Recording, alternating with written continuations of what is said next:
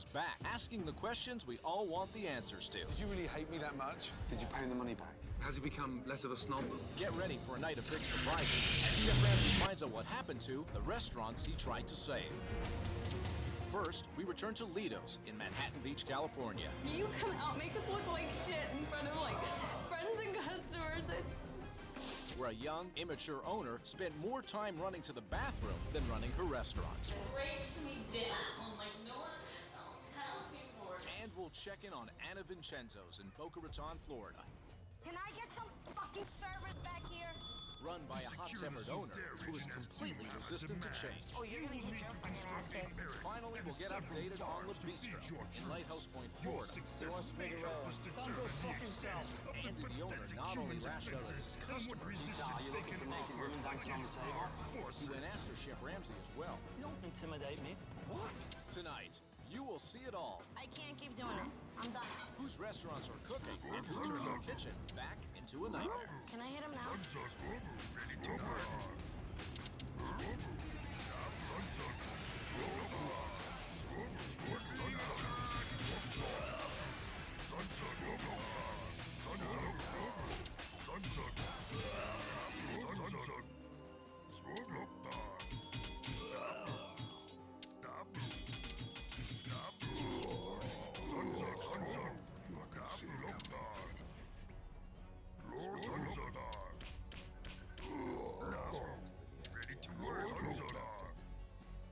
She's my daughter. Ready to work.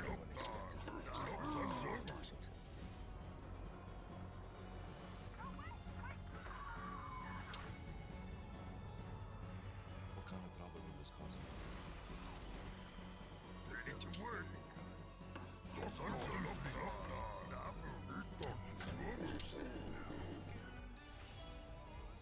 You don't have any idea what you're asking. I understand what the stakes are. It's a scary thing, this weapon that I've been given.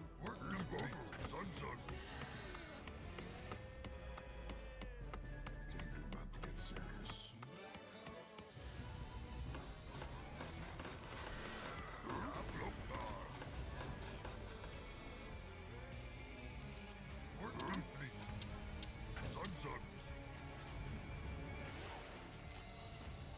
I have come so far from where I started. If this goes bad, it's gonna go real bad. All the fictions you built are coming apart all at once. You told me sacrifice was the measure of love. And you put blood on the ground to protect something, to avenge someone, to show somebody you love them. There's no going back from it. Work complete.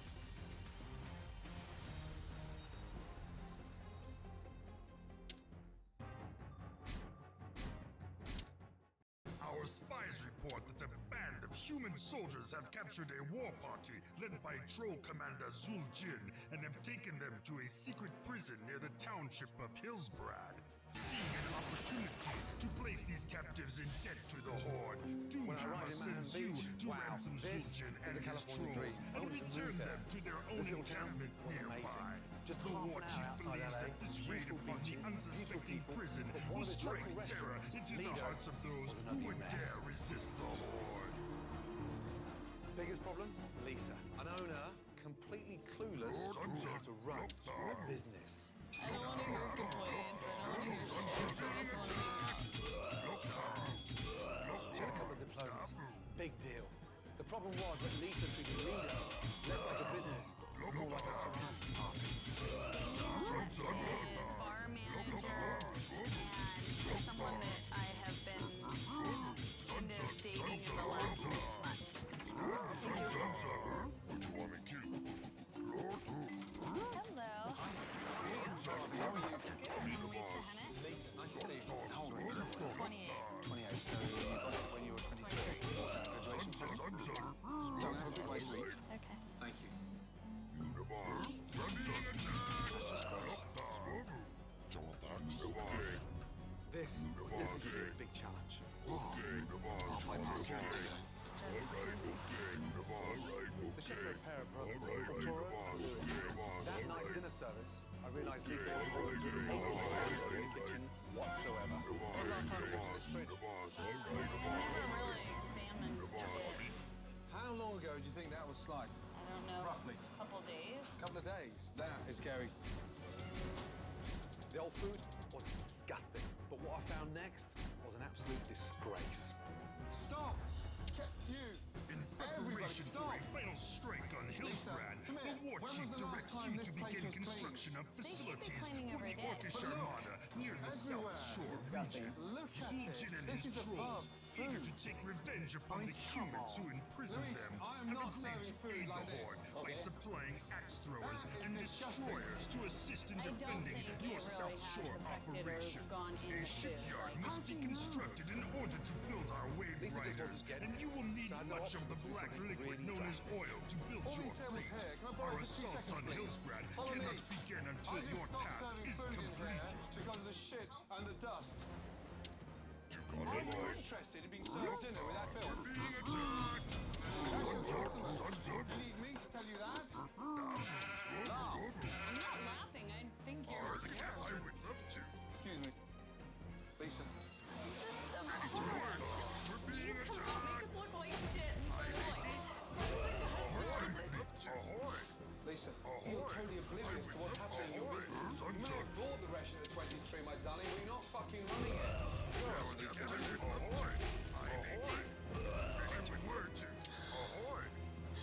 Things were getting surreal. When I started looking in the kitchen, he's right. It's fucking filthy. The customers were getting impatient. We've been waiting too long. And Lisa was hiding in the toilet. She's in the restroom and the restroom's in the shit. Let's go.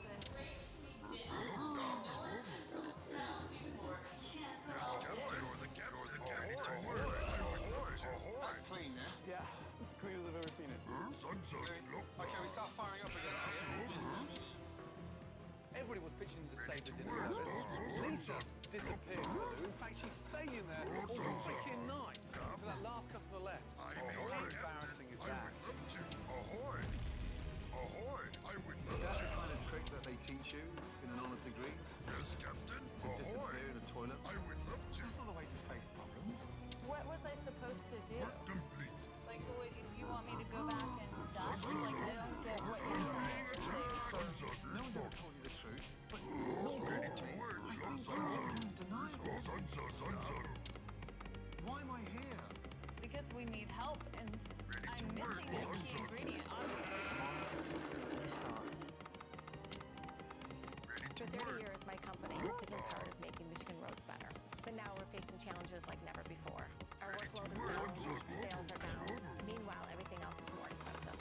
But Mike Rogers gets it. He has a plan to bring down prices and support businesses like ours.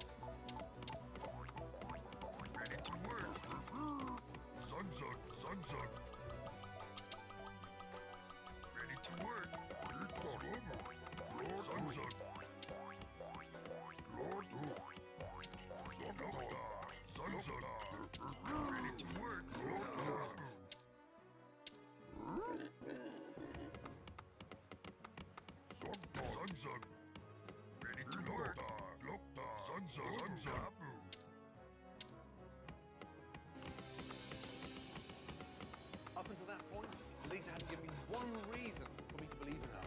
But the next day, she honestly surprised me. Things I would like to change about Lido today. Be proud of the food we're serving, keep a clean and sanitary environment, learn how the kitchen operates. Tonight, you, here we are, are on the line. That's right. Yeah. Show me the job. Very serious. It became too obvious so quickly that Lisa had never spent time in a kitchen before. How ridiculous is that? Lisa, get comfortable with it. Yeah? Get comfortable. Why is this not turning on? I don't know what to do with it. Keep it here? Whoa. Why is it flaming? be a chef. Got it. At least you started showing interest in the food. Why isn't it going there? I think it's a very valid point. Why is it going in the microwave? Why can't it go? The oven's on? Yeah, it's on. You see what I'm trying to say? It's just really important for you to see this. Dinner service did have its ups and downs, but I did like what I was seeing coming out of Lisa. That night, I transformed Lisa. Come in. Come in. Oh my god. It's beautiful. That horrendous wall that was dividing your restaurant has gone. Now, the whole thing just feels open. And one thing you've got every chance of succeeding in is becoming Mad Hands, local, cool wine bar. Serving great food, great wines by the glasses, more importantly, a very cool place to hang out. Everyone was so excited with the new menu. The homemade chicken sausage, grilled baby artichokes. One of my favourites, flatbreads. They are fantastic. And the energy levels for Enoch tonight was an all-time high. 1, 2, 3, Lido. Welcome to the new Lido. Enjoy some wine in it. It didn't take long for all hell to break loose. I'm begging just to talk to each other. Arturo, will you please tell her to make some food? I'm trying right now. I'm doing my stuff too. And then the unthinkable happened. The entire kitchen team disappeared. Oh my god. Hello? What are you giving up?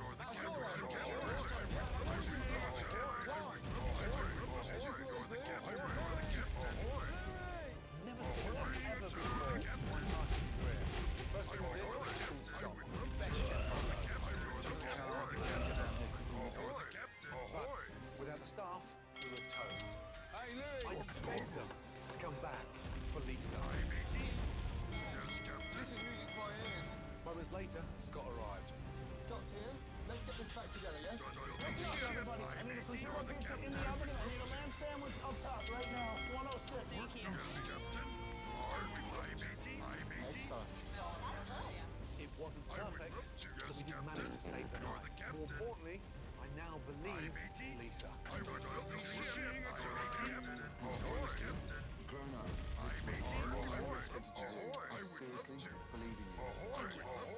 I can't wait to come back. Can't wait to have you. Spend time in that kitchen. Inflation soaring to its highest level in nearly 40 years. That is called Bidenomics. Gas prices rose again today, reaching a new all-time high. We're still dealing with inflation and super high interest rates at the same time. Two-thirds of Americans are just struggling to make ends meet. And this comes after Friday's jobs report showing a spike in employment. We are very proud of Bidenomics.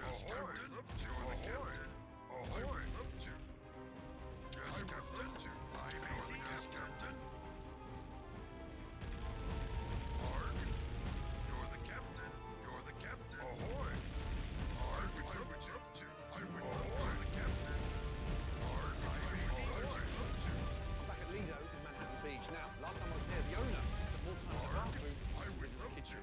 Has she grown up and turned the business around? About to find out. Lido's was run by a young, laid-back Californian. I don't want to hear complaints. I don't want to hear shit. I just want to hang out. Lisa was not only friends with her employees, Do you have his phone number? she was hooking up with the bartender. It's probably a bad idea, but I'm gonna do it anyways. And when Chef Ramsay wanted Lisa to face the cold, hard truth, Grow up, Lisa, will you? she fell apart and went into hiding. Where is Lisa? Has she gone upstairs? Restaurant yet. She's in the restaurant. Chef Ramsay transformed the restaurant and finally got Lisa to act like a responsible owner and less like a party girl. Now, 1 year later, his Lido's on the path to success or on the road to failure. Last time I was at Lido, the owner, Lisa, didn't have a clue how to run a business. The food was rotten, the kitchen was filthy dirty, and she couldn't understand why customers weren't showing up. I'm dying to see how her business is doing now. Brace myself. Hello. How are you, my darling? Good to see you. Well? Likewise, good to see you too. The atmosphere is amazing. Really good. There's one person I can't see. Where is she? Restaurant. Oh, please. You're kidding me? She's in the bathroom? Can I have a word with her? Let me get her. Just one Thank second. you. Lisa? Hey. So we have a visit. Oh my gosh. Jesus. Where have you been? Good to see you, darling. Good to see you too. My goodness me. You look great. Thank you. You too. This place is amazing. I know. Fantastic. Unbelievable. Thank you. I trust you to be in the bathroom. Where is Lisa? You know, you gotta go to the restroom once in a while. He just has bad timing. That was just a That general was break. a coincidence. No one's pissed you off. No. Okay, good. How's things? Things have actually been really good. I seriously took to heart everything that you said. I wanted to be your A+ student when you came back. Have you stuck to the plan? I've stuck to the plan. Yeah. I got to learn all the recipes, got to know how the kitchen operates. We got great cleaning habits. Yeah. I wanted you to taste the mushroom flatbread that you inspired. Okay. It's one of my favorites. I'm kind of addicted to it. That looks amazing. Thank you, my darling. It's wild mushroom, spinach, ricotta cheese, mozzarella. That's delicious. Thank you. I'm glad you like it. I wanted to make you proud and I wanted to do the absolute best I could. So I've been looking forward to this day for a long time. Business in terms of the last 12 months, where are we? I would say we're up about 20%, which puts me in about a nice profitability. Well, that's fantastic news. Yeah. So, where's your boyfriend, Damien, gone? Is Lisa a good boss? Lisa is a lovely boss. Sounds like it's an intimate lovely. I am dating Lisa, yes. Okay. Who cares? Jesus. He was out of here about a week after you left. I really followed your advice, I'm telling you. I didn't tell you to fire your boyfriend. Kind of. But, did I? It was a great thing. Amazing thing. I would never date an employee again. Ever, never. Never. Let's go back 12 months. Worst moment. The dust. Are you interested in being served dinner with that filth? Is it bringing you food? Does anyone who eat? Do you really hate me that much? I really hated it. She really did. I wanted On a scale of 1 to 10, what do you 11 maybe. 11. Yeah. Wow. So low, that's amazing. I know. You're amazing because somehow you turned me around. Now I love you. Excuse me for a moment. Thank you.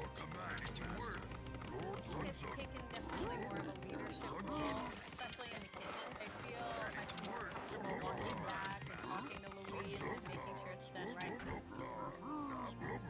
Can I just say, the shiny here. It is, isn't it? You want to bring the customers back now? I don't want to bring this, I want to bring out my white glove. Okay? I just want to... Never done this before, you know that?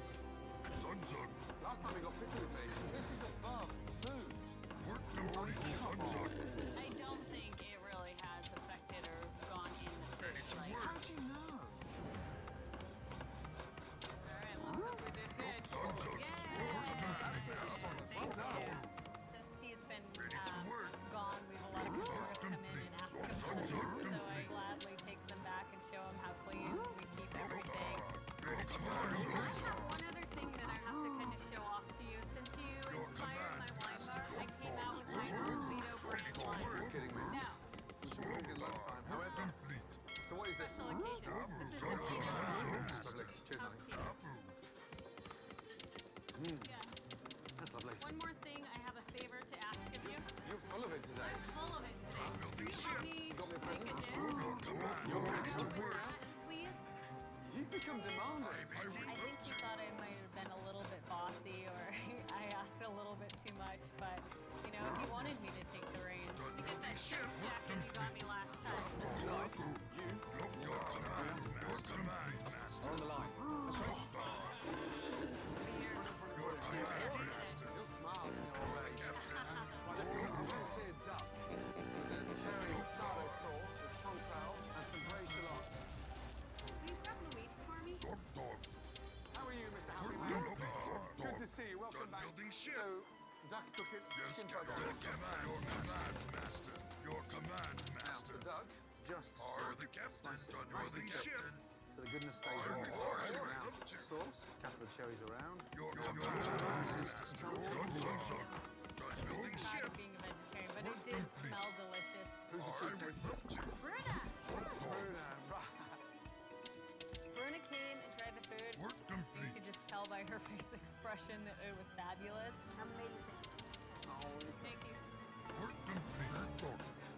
The biggest thing I've learned from Gordon is to get back in the kitchen, be confident in taking the reins of the whole entire operation of the restaurant. I'm very thankful.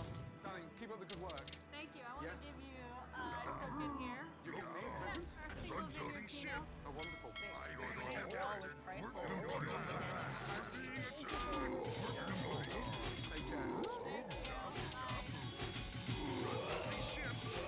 Wow, it's like night and day in there. This is like a natural kid to a savvy businesswoman.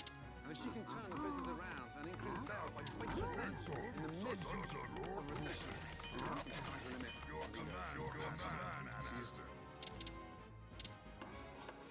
Happy birthday, Marty. Oh, no, you don't. Let me get this. Thanks. You're too kind. Unlimited 2% cash back. The Wells Fargo Active Cash Credit Card.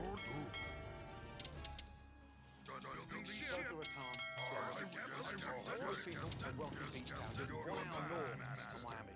But when I think of Boca, I only think of one thing. Cece. I'm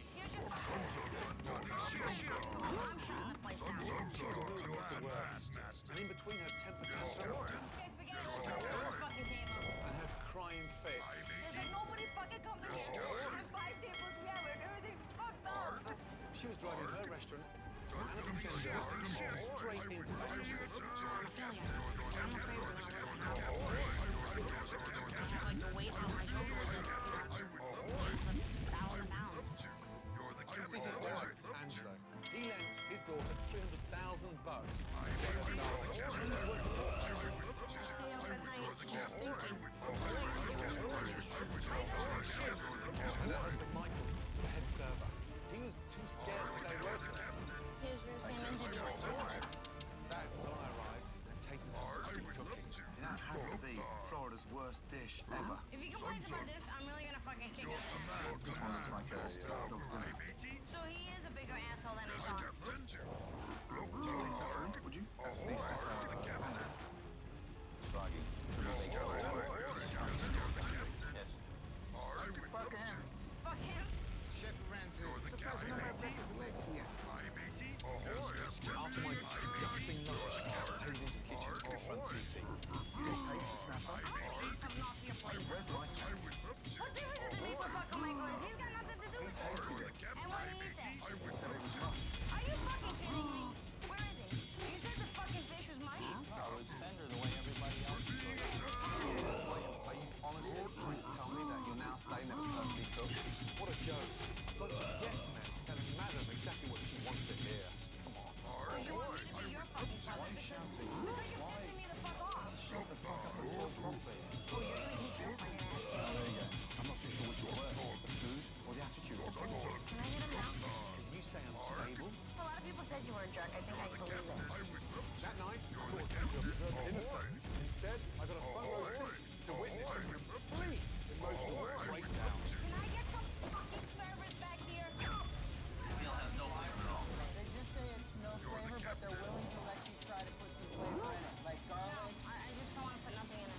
Cece was a queen. The queen of bland, frozen cuisine. There was no surprise food was coming back time and time again. Reduce down a little more. You know what? I'm gonna put it just to me. Just I don't want to hear it right now. Well, we can't just hide. It's just princess. Yeah, I look like the fucking princess, right? Sorry, I thought this was your restaurant. I think Princess Diana didn't hang out in the fucking kitchen. She's from your neck of the woods, isn't she? Wow. I'm done. What do you mean you're done? Everything's fucking coming back. What are you standing here fucking keep cooking for nothing? I've had chefs quit on me before, but not when they've owned the damn restaurants.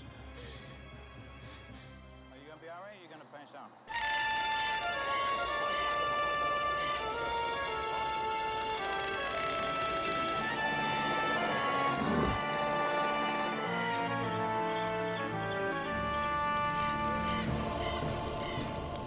I care. If I didn't care, I would fucking be here. So stop saying I don't care. Stop, please. There's no sign of weakness. Your failures. I've closed two restaurants, but I also have a number of successful ones. 1,650 members. Yes. The jerk told me earlier.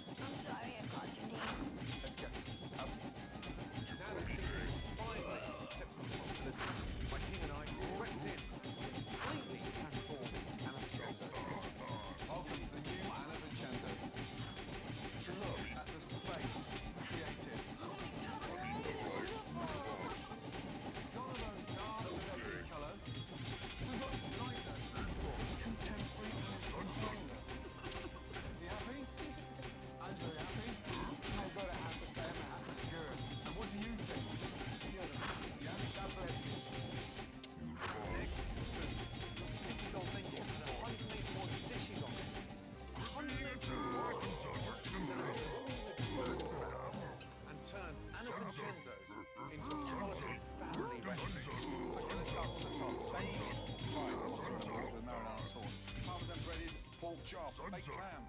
They're not frozen, they're baked. It's so beautiful. Wow. Mark your calendars this summer because FanDuel has something for everyone every day. Relaunch night. I was hoping Cece would keep her standards high and her temper low. If something's ready, don't wait. Just send it out. Is that a good deal? It doesn't matter. Battle shop looks burned from here. It's done like that. Just send it out. Just send it out. Service! It's fucked, guys. I'm gonna bet my leg. None of you have seen me go fucking crazy yet. You know, I don't fucking give a shit. If Cece had sent that burnt pork chop out, as far as I was concerned, she was history and the restaurant was going to go under. I was really hoping you would do the right thing. I know it's hard. You do not have to send it out. Make another one now. Thank you. And just like that, Cece was on her way, taking control and turning relaunch night into a huge, huge success. Okay, start this table. Eggplant parmesan, veal marsala, spaghetti bolognese. No more fuck-ups. We don't have time. Thank you. That's what I need to hear. We're gonna handle it. That's establishing a standard, Cece. That's established not there, but there, yes? Yes, chef. You've got everything you need, Cece, to make this place work. Go for it. Stay with it. Can I hug you? Of course you can. Come here, you're well done. Back in Boca Raton, Florida, to visit Anna Vincenzo's. When you think Anna Vincenzo's, you think Cece. My goodness me, what a girl, full of tangible tears. We made a lot of changes. I can't wait to see how they're doing. More importantly, what kind of mood is Cece in? Next, you won't believe what Cece's done since Chef Ramsay left. What happened? Don't miss one of the most shocking revisits ever. Then we're going back to La Bistro, where an angry owner cared little for his customers. He wants to be the rare. Tell him to fuck himself. And was in a constant battle with Chef Ramsay. You don't like it? We fuck, we're no good. I'm lousy. Now, a year later, we'll find out if La Bistro was a big hit or a big mess. Anna Vincenzo's, an Italian restaurant in Boca Raton, Florida, was run by one of the most volatile chefs Gordon has ever met. Can I get some fucking service back here? Cece was either losing her temper We can't just buy like a Russian princess. Yeah, I look like a fucking princess, right? or her composure. It took a lot of tears, but Chef Ramsay gave Cece the tools to succeed. But now, 1 year later, Anna Vincenzo's gone. Chef Ramsay returns to find out that Anna Vincenzo's has gone out of business.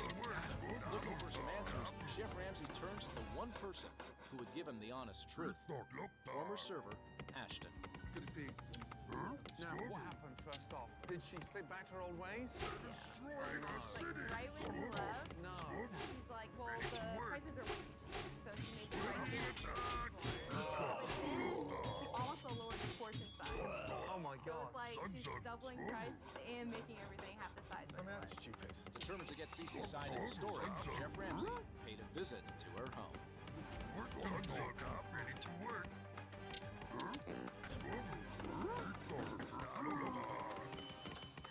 Oh my goodness me, look at you. Hello. Holy crap, what happened? I lost a half. The secret to weight loss is stress. I mean, that's like the quickest remedy. It's gone. You said goodbye. What happened? So, It's finding that hard to understand why. When it meant so much to you at the time. just too much of my personal things got in the way, and it was just more important. My kids are the most important. Once you have your children, your life changes completely. Anna Vincenzo was my first baby. I had to make a choice. I couldn't do both. My family's always come first. Was the restaurant busy? Yeah, and we were doing good, but the opportunity came up. I want to be what my kids are. And how's Angela? How's Dad? He's good. Fuck him. Chef Ramsay, surprised no breakfast legs here. What about his feelings? He has the same mixed feelings. Like, oh, gee, am I ever gonna make a pizza again? Whatever I'm getting from the sale is going to my kids. And Michael, how is he? We've separated. I'm sorry. And what happened? Because you two You seem to be getting on just fine. I don't know, everyday life, pressure of the business, and two kids. It's just a lot. How'd you feel now?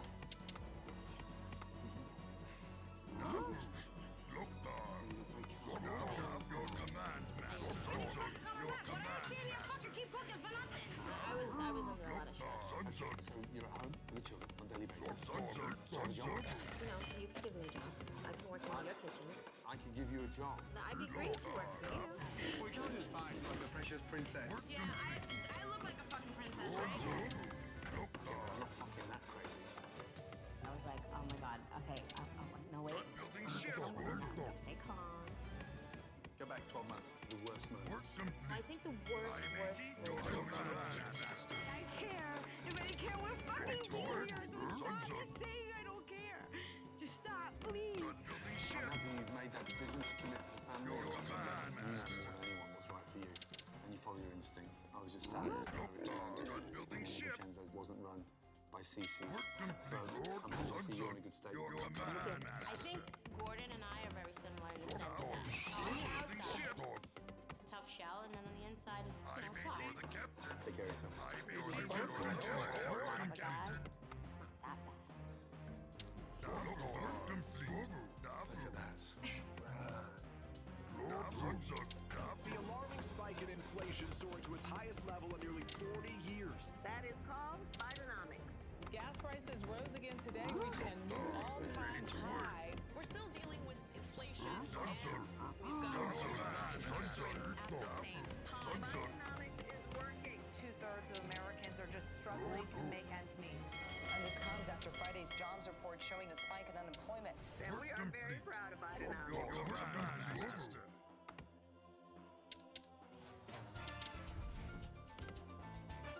When you move to Lighthouse Point, Florida, you know you've made it.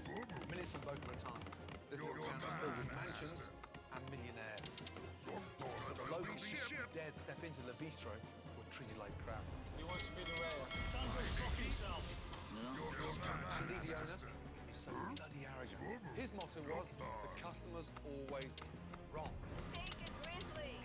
Get the fuck out of here. That's beautiful beef tallow. I don't give a shit. Andy was an angry man, and no one knew it better than his staff. Hey, what's that shit over there? Get off the shelf. His poor wife, Ellen, ran the front of house. Be happy, don't be. It's a bistro. It's fun. It's ugly. I was needing money, and I was determined to find out why. As usual, I started with the food. Okay. Is there yet? You're the captain. Bon appetit. Thank you. One bite nearly sent me straight to the dentist's chair. One little bite. Did it? That cartilage. Christ. Turn the bone as well. Jesus. Just bust my tooth. Found the bones on his gut. Where's it going? I gave Andy another shot with his famous lamb curry roll. Sounds very French, right? Yeah, it's very rubbery. Something was very wrong. Andy had studied in top Michelin restaurants, just like me, but I promise you, I'd never cooked up like that. The Briette. I don't know if anyone gave you feedback, but it was on the verge of breaking my tooth. I'm the chef. You don't like it? That's fine. It's your opinion. Fuck, we're no good. I'm lousy. Fuck me, do you have issues, sir? As in bad food, Pennsylvania weren't good enough. That night, I discovered what a problem. The service. Slow. Is Alex the only one who takes orders in there? One person takes the orders and it slows down things for Andy. Amazing. Andy wouldn't allow any other waiter to take orders. Not only that, So do you actually cook as well, or not? I can. he wouldn't let his sous chef do anything but stand around. This is definitely a little kingdom here, isn't it? Is it a one-man band? Hey, we don't have time for talking. I don't care if it's him or the queen. When food finally arrived, it was quickly sent back to the kitchen. He wants it well, but not charred. That's medium well. That's medium well. He wants it warm. Whatever. I'd stop right there if I were you. Go away. Treat your wife like a fucking dog. I like to do that. I'm gonna do it. No, don't bring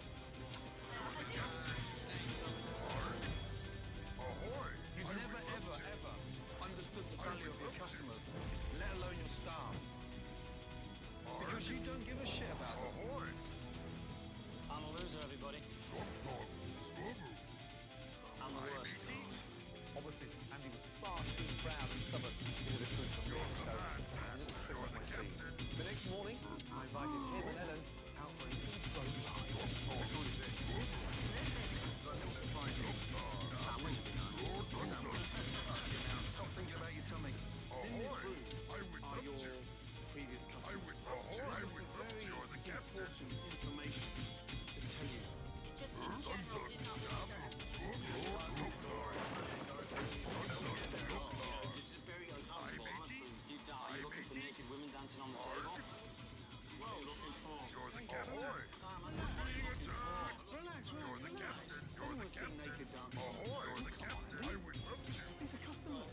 At that night's dinner service, Andy was up to his old tricks. I need all entrees now. Alan, don't make my house worse. It's bad enough having him on my house. I'm just saying. To prove a point, I went to the restaurant next door and ordered dinner. Would you mind if I order? No.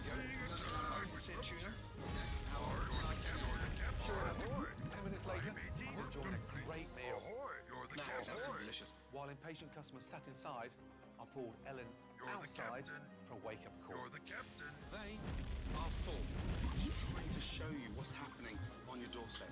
We're going to have a serious talk. After the last angry customer left, the moment I've been waiting for. Andy finally let his guard down. You're about to blow it. Completely. We're at that point. You brought it to light. You came and you've told us and you've showed us and you've brought it to light. Encouraged, my team and I spent the night completely renovating the bistro. Oh, that's fabulous.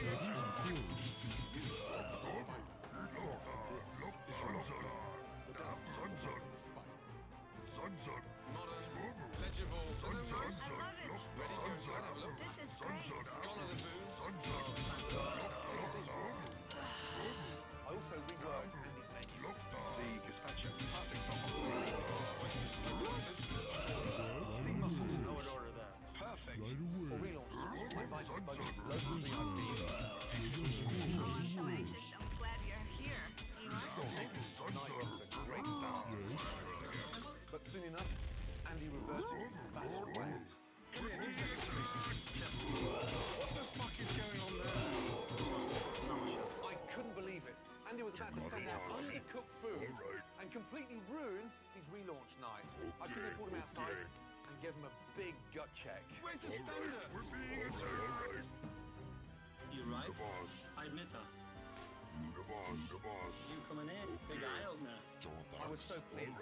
The arrogance and the defensiveness were gone, and he marched back into the kitchen and saved the biggest night of his career. You know what you could do would be nice? If you put the spinach on for me. Sounds delicious. You did a really good job. Thank you very much. Okay. I finally saw the man I've been dying to see.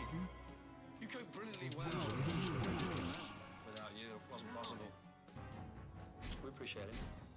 Take care of that stubborn mule. Yes? Thank you. Well done. Good job. Shogal reports that the Cosmodan refineries are... I'm back in Lighthouse Point, Florida, to visit the bistro. He came here last year, treated as slow service, mediocre food, very arrogant owner. We got to it, made a lot of changes, back to find out if all that work was paid off. Chef Ramsay has dealt with a lot of stubborn owners, but Andy at the bistro was in a league of his own. On you fucking go there! It wasn't easy, but Chef Ramsay got through to Andy and helped turn the business around. Now, 1 year later, is the bistro still thriving, or has Andy gone back to his old ways? Last time to the bistro, the food was awful, the service was slow, the business was falling apart. Worse than that, Andy wouldn't change a thing. More importantly, he just wanted to fight with me. We managed to turn him and the business around. I'm just hoping he stayed on that right path. Please. Ahoy! We're being attacked!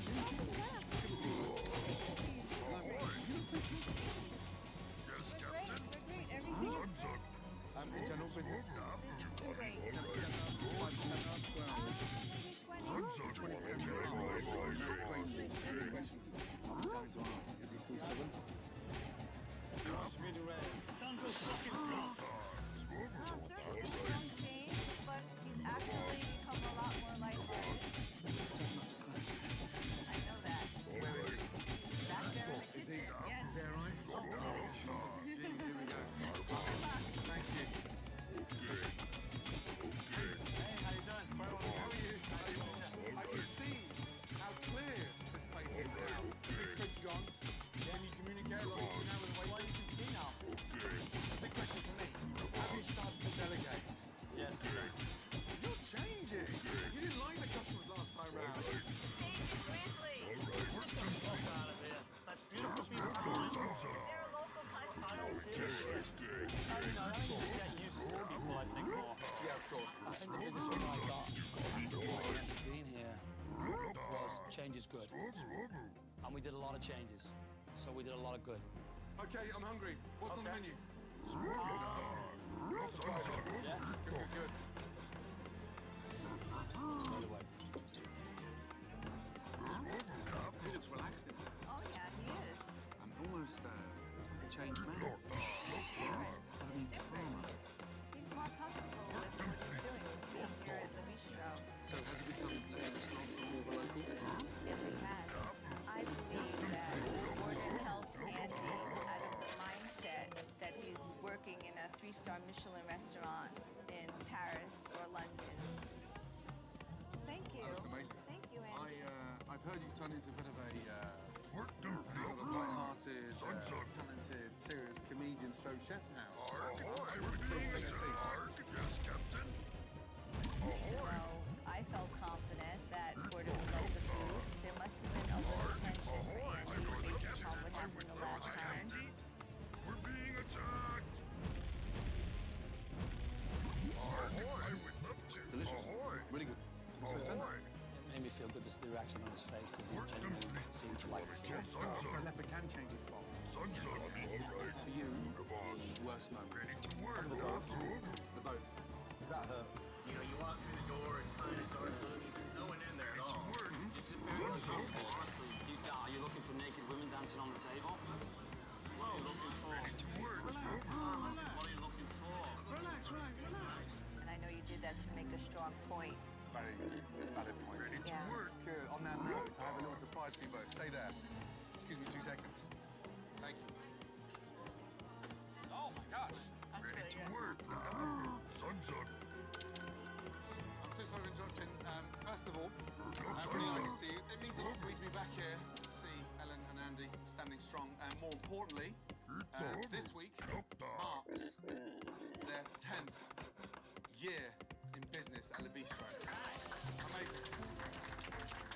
I'm sure you'll join me in wishing them here's to another very successful decade. It was more than a toast. He spoke so highly of us and gave such a phenomenal speech. Congratulations.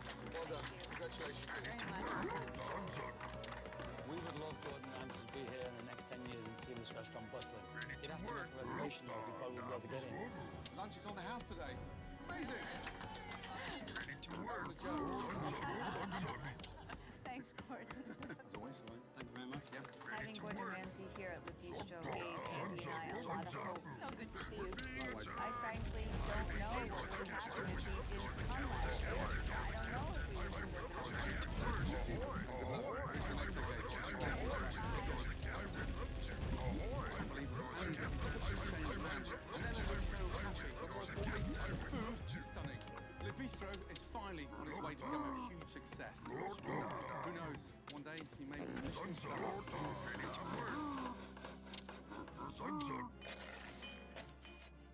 Tonight on Kitchen Nightmares, Cafe Tavellini is a hot Italian mess. This place is pathetic. Want anything else? Sick back, maybe. And to make matters worse, Chef Ramsay finds himself in the middle of a family war. He's here to help us. Don't worry, I'll run it. Keith and Lisa Restivo may own the restaurant, but they are certainly not running it. Customers aren't interested in your business if you don't give a fuck about it. Fed up with their dying business, I don't even want to come here tonight. they are now the epitome of absentee owners. Where's Lisa? Where's Keith? How much more can I do? Without any leadership, this restaurant is completely dysfunctional. It's a joke. And it's placing a heavy burden on Lisa's son and daughter. I'm being honest that you're never fucking in your restaurant. Who closes your restaurant every night? With Cafe Tavellini serving as the family battleground, I don't understand how I'm fucking lying. I can't take it. Shut up. there's more than just the business that's on the line. I just want to hand him divorce papers. Can Chef Ramsay pull this dysfunctional restaurant together? I can't help owners that can't help themselves. Or is this eatery beyond saving? Close that door. It's confusion in Connecticut. You're out of business. Tonight on Kitchen Nightmares.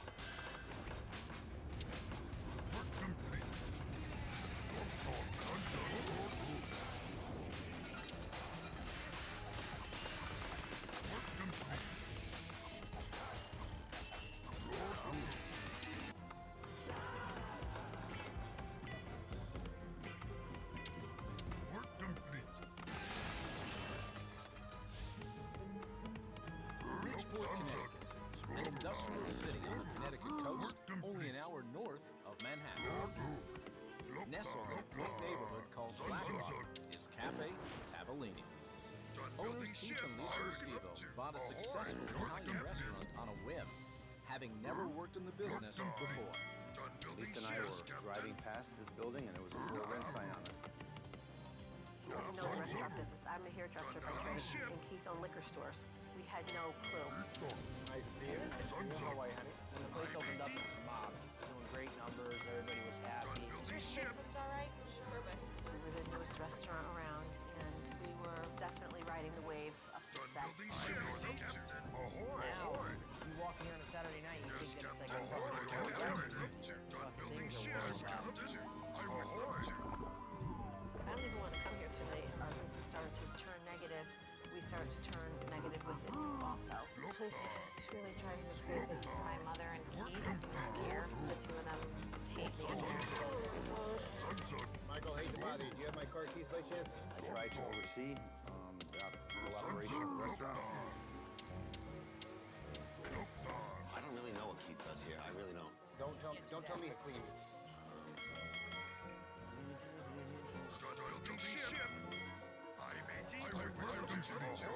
He's the boss. He says but what are you so busy with? You don't do anything all day. You sleep till fucking 2 o'clock. You come here, you go to patio, and then you sit home all day. You live down here too. I wish I had your fucking life. Aren't the lights on in the restaurant at 5:30 at night? What frustrates me is the lack of management here. You know, he'll sit at home and stare at the table and basically nitpicks. Why is everybody sitting down here? If you have this much money in some place, why aren't you here when the place isn't working? The numbers are just ridiculous. And I cannot pay bills with no money. We're probably get $350,000. This is what's going to have to happen. I don't want to talk about it anymore. Our marriage is at a break because we fight constantly. Fighting is not going to get anyone anywhere. We need Chef Ramsey's help because we are at the end of our ropes. If things don't change, I don't know what is going to happen. If they don't take Gordon's advice, the marriage is going to fail and the restaurant's going to fail. Ahoy! Ahoy! Work complete. Work complete. Cafe Tavellini. Chef Ramsey is aware that Cafe Tavellini has its issues. Taste of Italy. But before he can step in the door to explore, there is one family member who can't wait to join him. Yeah, cool. Can I talk to you for a quick second before we go in? No? Yeah. Jump in. Jump in. I wanted to be able to Chef Ramsey because I wanted it to tell him every little bit of dirt. You obviously got something important to tell me. First of all, it's a family business. And it's your mum and dad owns. My mother and my stepfather, yes. Mum and stepfather. Are they in there? Yes, he is in there. I just wanted to let you know that the only reason why he's there today is because he found out we were coming there. So he's not hands-on? No, he'd be in bed right now, actually, if you were coming. You are kidding me. He needs your help. What does mum do? She just basically doesn't want to be there. Blames her for everything for not being successful. It's always her fault. Thanks for the heads up. Let's just keep this between us. Say good luck. Thanks,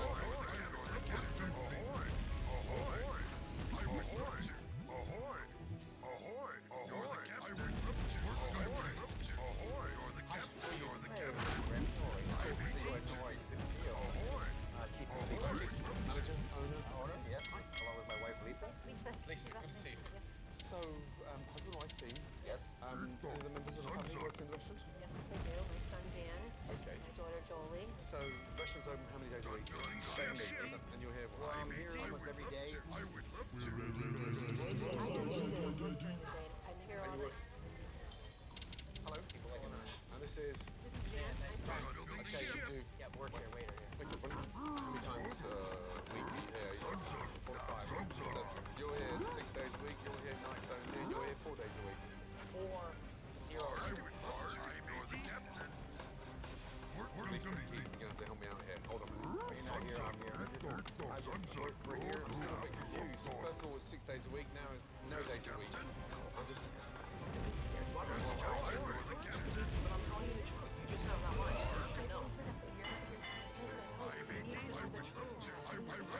Okay. The more I get up to speed from all of you, the quicker I can look at the scenario. If I just look at the truth and look at the truth, that just helps me tenfold. Okay. Right, where should I sit? Where, yeah. Thank you. Let's eat, yeah? I'm not ready.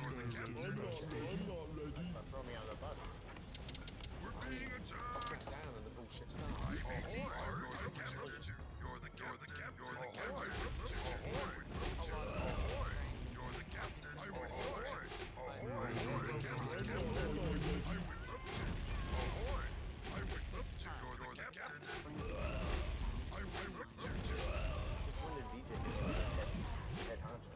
What happened? Wow, huge menu. Ready or? Yes. Let's start with Grandma's pan-fried meatballs served over house salad. Okay. And then a salmon pan roasted slowly. Okay. And the clams. Oh, the stuffed clams. No problem. Thank you. How are you? Good to see you. Sorry. Nice to meet you. What'd you do? You're the bartender. What's wrong with the restaurant? Lack of management. Lack of management. Owner's not here very much. What are you gonna do? They have to pick something. Work around. Can I have a quick word with Keith again, please? Yeah. Thank you. Where's Keith? Left. What surprise? Oh, we left. Keith is not here on a regular basis. Boy, I want to talk to you. They left. I can go for a few days without seeing Keith. He doesn't have the concept of priorities of what needs to be done to make this restaurant work. Why don't you go over there and say you can go over there on behalf and say you had meatballs and bars for the restaurant? Store ticket, pick up our liquor order. He didn't know we wanted to see it.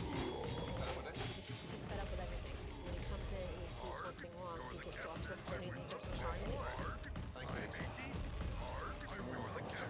Meatball salad and stuffed clams. Those are fucking nothing.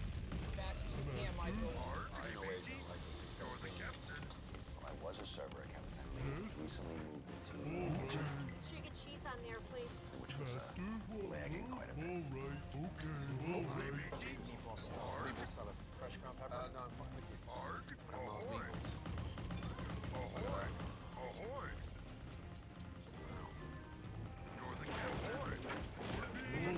That's this. Grandma's. How was it? It's so hot. Juice.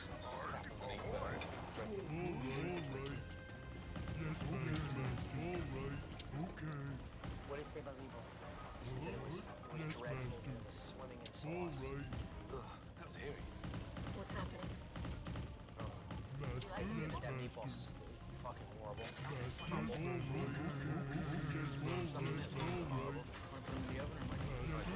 Still take responsibility for that if he says it.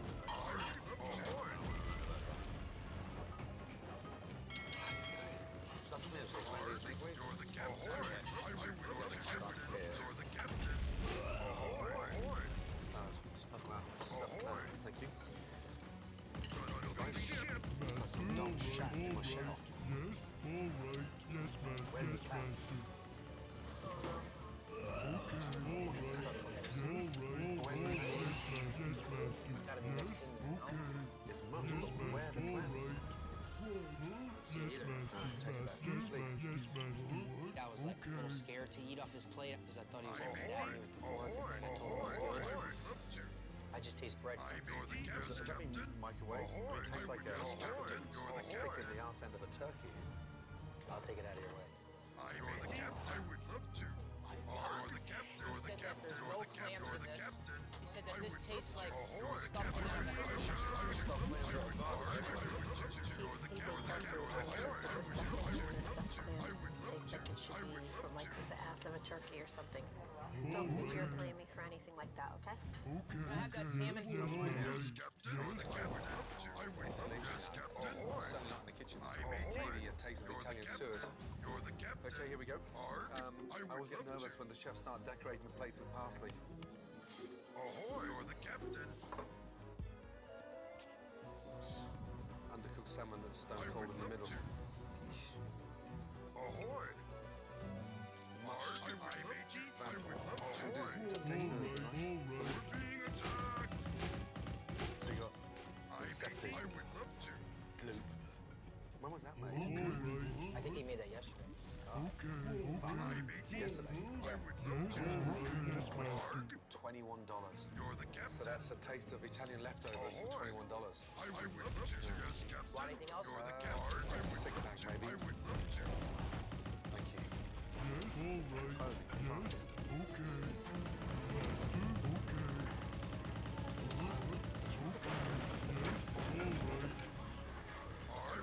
We're about to get raped right now. He said he hates every single thing on the menu. He hates everything we eat. He said everything is totally disgusting. That's up to him later. What do you need to tell the captain? Don't let me elbow you. Stop lying. You're here at 4:30. You don't know what I do. Watch yourself. Keep that in mind.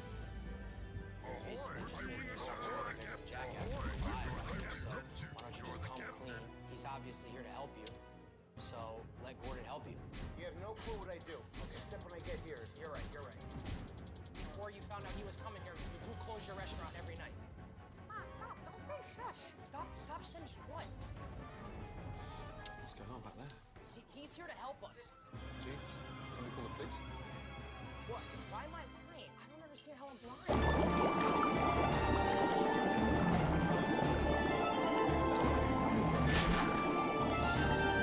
Yes, I am. I'm leaving right now. Forces have been assigned to it.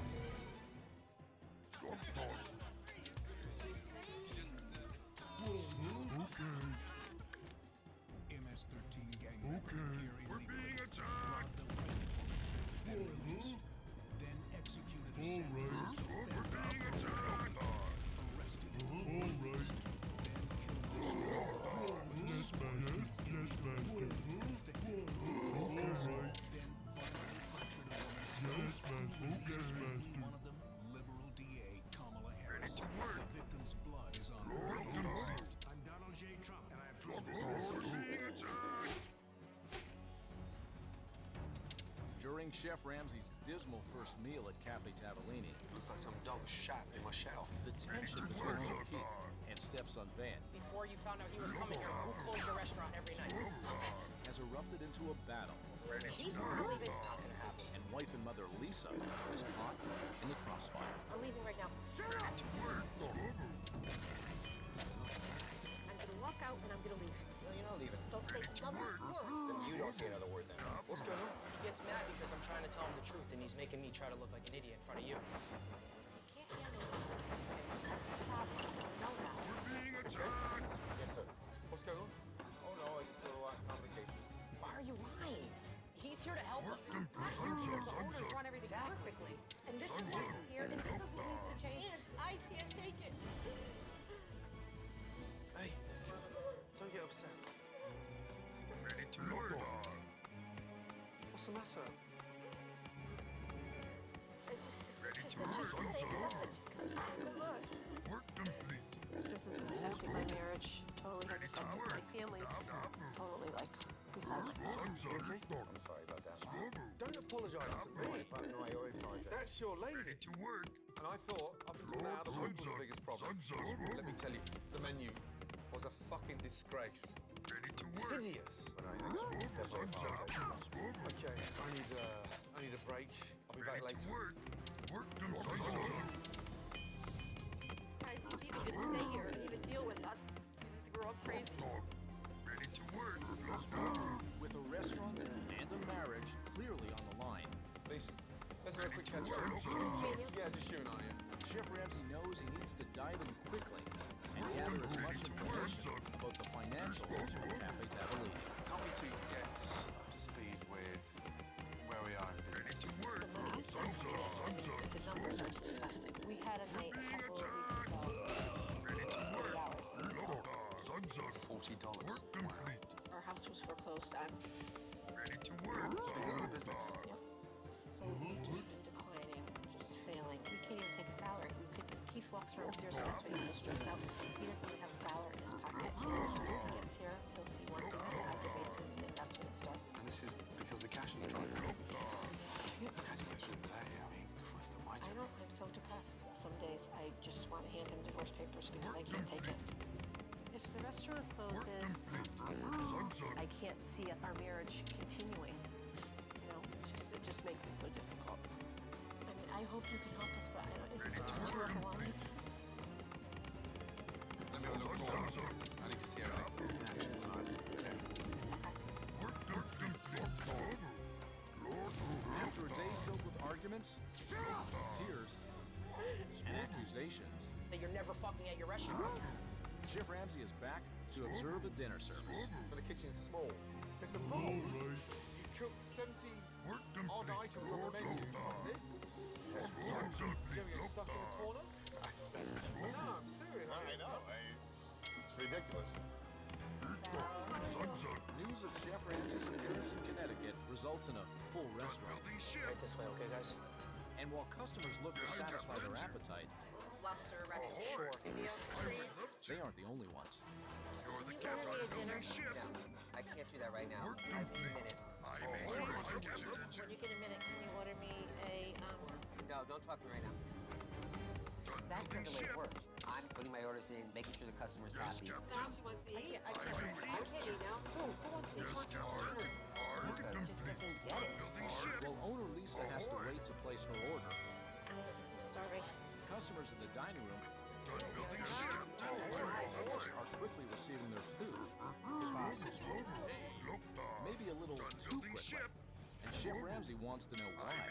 Did you store it out of the fridge? Yes, chef. What is that? It's chicken. Why are you cooking in advance? Because of space. Space for time. Just touch that. It's fucked. How many portions you got in there cooked ahead? Should I get a tray, PJ, please? That's dried in the Nevada desert. These look like they were cooked yesterday. They're fucking solid. Huh? I mean... Now, what do you think on a Christmas tree? That chicken is already cooked. It's gonna get cooked again. You're gonna fucking want to eat this, and he's absolutely right. Lisa, okay. So, I'm trying to get up to speed with the chef. Let's build that up there. Solid chicken. Thanks for the chicken parm. They don't make it to order. Why not? We've always done it that way. We really didn't know it's a problem. That's insane. Despite a fast start, Measure me up. Ramsay's kitchen is now delivering food at a snail's pace. I'm waiting on a cheese ravioli. It's getting hot. Just give it a second. Right there, bro. I'm waiting on 13 and 11. I've never seen such a dysfunctional kitchen in all my fucking life. Chris squashed down the corner. The chicken's reheated. All these plates have got chips on them. What's all those tickets on the floor? It's just madness. Absolute madness. Where's Lisa? Where's Keith? Is he like fucking serious? People haven't gotten their meals in over 45 minutes. The kitchen is just a whole mess. And my mother and Keith were nowhere to be found. Is Mommy and Keith somewhere? They sit in the car for no reason. Keith and my mother are sitting out in the driveway on a crazy, crazy night. Starving. We can't handle this. We need help. Well, you know, maybe they should come and worry about the problems that are really happening right now. Yeah, like how That the kitchen's a disaster. Chicken farm. Pick it up. my mother ordered this, or she's gonna sit in the car and eat it. Happy birthday, Marty. Oh, no, you don't. Let me get this. Thanks. You're too kind. I've heard that. Unlimited 2% cash back. The Wells Fargo Heritage Cash Credit Card. I would love to. Is this normal when we get Why was this ordered over here? Oh, it's mine. Here, that's what you want. Pork chop, Primavera White with penne. While the two owners dine in the car, I got a little foul. Here's some chicken and sausage. I have 21 and 22. Michael does his best to guide the staff and complete dinner service. Spaghetti and meatballs. Let's get out of here, boys. You're the captain. Yes, Captain, you're the captain. Okay.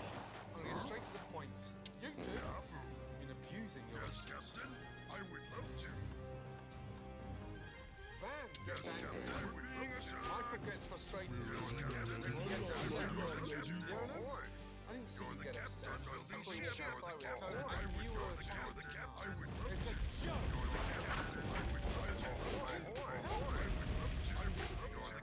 My passion is a little down. If you got behind this bar, when you got on the floor, and you did something to the show, and the two of you said it out of your own voice, because I don't give a fuck about this place anymore. I hope it fucking burns. You know what? That's what it's doing. Burning. Right to the fucking ground. While Lisa's daughter Jolie eloquently sums up a miserable evening, Customers aren't going to care about your business if you don't give a fuck about it. and a frustrating performance by her parents, Why was this ordered under your name? Okay, fine. Never need it out here? Chef Ramsay realizes he has to do something drastic. So the following day, The restaurant. he gives Keith and Lisa a dose of shock therapy. What is that? Our business closed for the past 7 years. Can't believe it. What is this? We can't even get in. What's going on? Well, I wish I could say good morning, but it's not good morning. Don't bother crossing the line. You're shut down. You're out of business.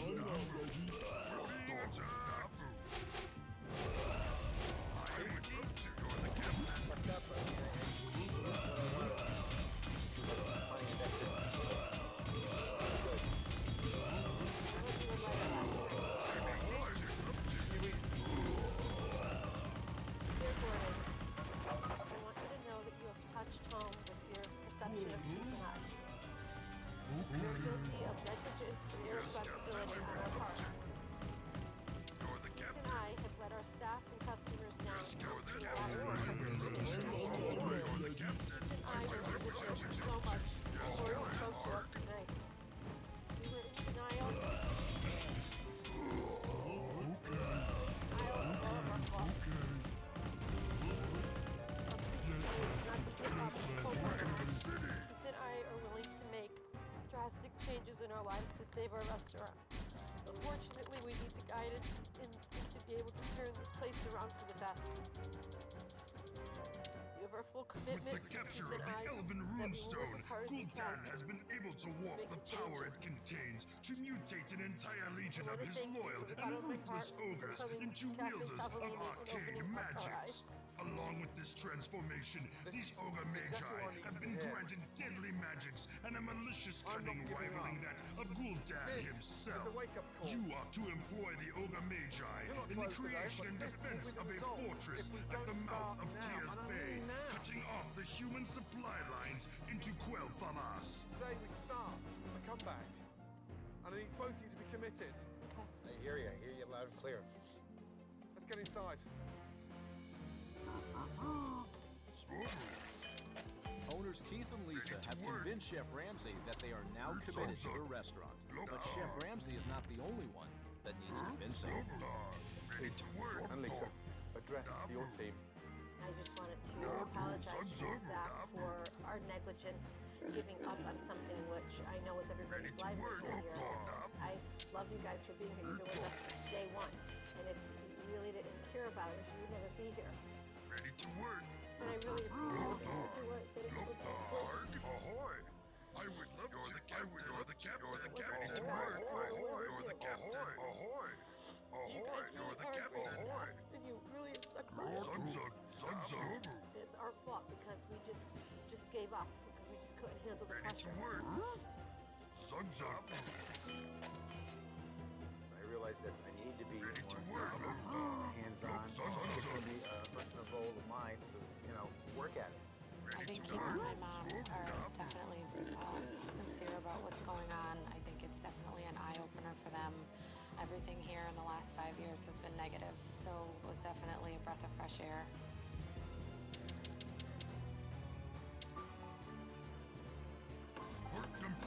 Tonight's dinner dinner service, Chef Ramsay institutes some major changes. We have to stand out for the competition. So we do something that no one else is doing.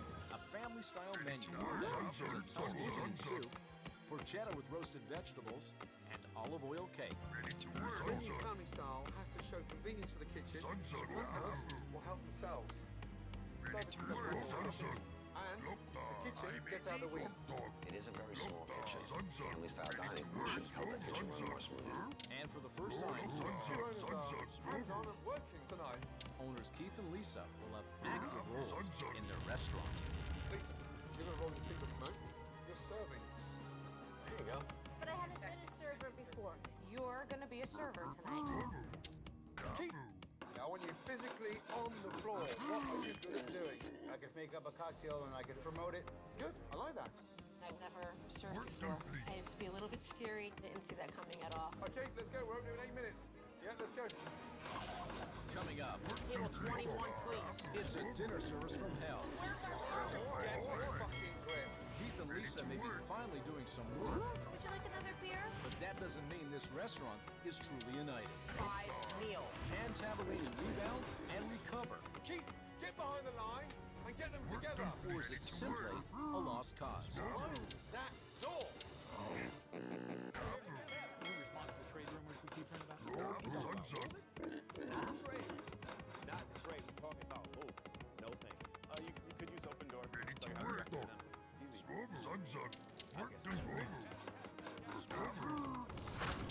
There's definitely a new energy in the restaurant. Ordering. Two.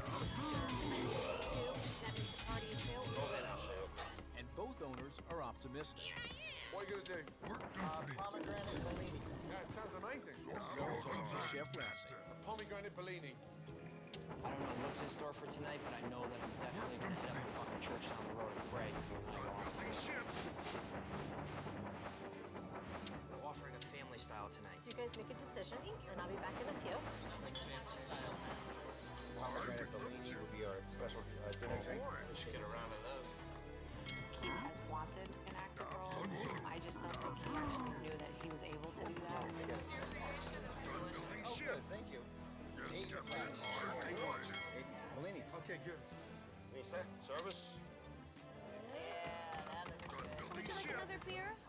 Okay. Okay. So proud of you doing such a nice job, Lisa. Being a server, it actually felt good. It smells delicious. Would you like some fresh pepper? Yeah. To hear firsthand comments about the food, it was exciting. It's so nice to see you involved. It brings you closer, not just to the customers, but to your team. With the owners and staff hard at work, And table 12. Here we go. the service is off to a good start. And the diners love the family-style specials. But the customers who order from the regular menu It's taken forever. are having a completely different experience. You go family style or you go off the menu? Family style, it seems to be coming out a little faster. Ready, okay? Your tables are good? They're not all right. I'm starting at this point. Michael, I'm waiting under the seat. I get table 21, please. They've been waiting for an hour and a half. I'm waiting. 1 hour waiting on a flight out of here. Let's complete a fucking table until we get our shit together. Look at all those tickets. God almighty. This is crazy. Everybody, come here. Come here. Come here. You guys have to seriously get a fucking grip. Lisa, you can't run a restaurant with a 70-item menu from this kitchen.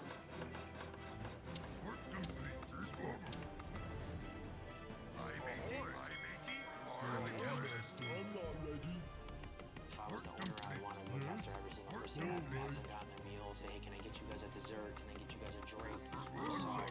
My mother was just walking around aimless and Keith wasn't doing anything. They just really showed no ownership skills. Keith stopping like that. Look. I mean, yeah, honestly, what's the matter with him? Sorry, guys. I know it's hectic. Right back in. I didn't know what to do. I was just too embarrassed to even go up to any tables to apologize. I just kind of zoned out and couldn't do anything. Where's Keith? He's not out at the liquor store for a hot dog. Where is he? While Keith and Lisa fail to tackle tonight's problems, Ricky needs a meatball platter for 4. I need it now. a leader has emerged in the kitchen. You got it. Michael steps up and does his best to push orders out. Spaghetti meatballs, please. Stuffed pork chop, a chicken parm, Mediterranean, and a meatball platter. So porchetta, meatballs, rugby ground. And as a result, the remaining a la carte orders start hitting the tables. This is your final table here. Fettuccine Mediterranean. Thanks for coming. Come back and see us.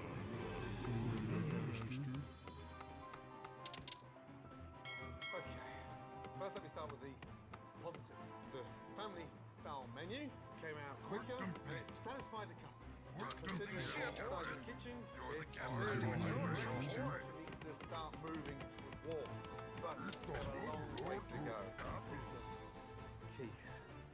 For 30 years, my company has been part of making Michigan roads better. But now we're facing challenges like never before.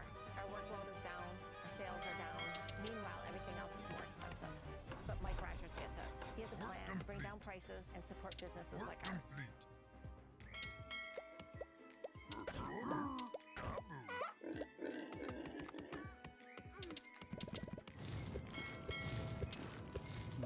Ready, master.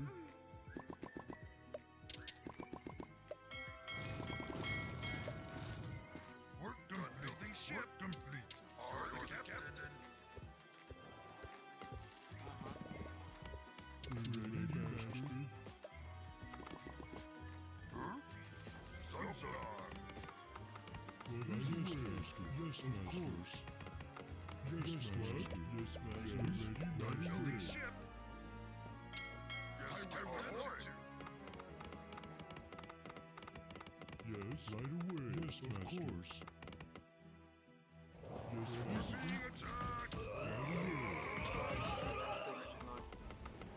I thought in the beginning Keith had a lot of good energy. I do have to say, shit hits the fan. You kind of disappeared. That stuff should not happen. Yes, Captain. Keith, you don't understand. It's your business. You never, ever feel agitated, nervous about working inside your business. Done building ship. There's going to be a big change. We're going to relaunch this restaurant. But Lisa and Keith, relaunch yourselves. Yes, Captain. You're the captain.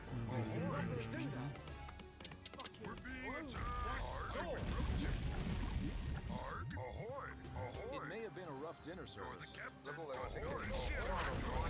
It's crazy. but the new commitment of Lisa and Keith was just enough to convince Chef Ramsay to go ahead with his plan, giving Tamarini a much-needed makeover. You're the captain. You're the captain. You're the captain. You're the captain. You're the captain. Okay. Ahoy! Yes, Captain. Relaunch your restaurants. You're the captain. 3, 1. I'm already crying. 2. And 3. Yes, Captain. You're the captain. Welcome to New Tapalini. Elegant. Beautiful. Please, Marshall, brought some energy back to a place that was really, really lacking. We've warmed up the dining rooms with a nice fresh champagne. Wonderful colour. It's really gorgeous. A textured art wall. Stunning. Look at your tables. New plates without any chips in them. Beautiful. Come on, Vash. What do you think? It's a new restaurant. It's gorgeous. It's the complete makeover. It's a home run. Okay, there's more. I want to come through to the kitchen now. Come in. Right. Look at the space. Oh my god, this kitchen looks huge!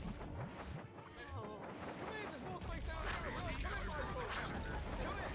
Come in, come in, come in. A proper kitchen has been decluttered. Oh my, I didn't think we could do this in here. Michael, how's this feel? It feels amazing, Chef. Yeah? Yeah, it really does. Look forward to working in there. It's going to be a breath of fresh air. Okay, come outside. One more thing. There you go. Cavallini, style dining. Oh my god! A complete new identity. Very, very happy. So refreshing, so new, and so different. So excited that you just really want to just get to work, show it off to everybody. How's your family up there? Family style dining, yes? Exactly right. Come in. Welcome. Tavellini's new exciting menu. Entrees, herb roasted chicken, roasted lemon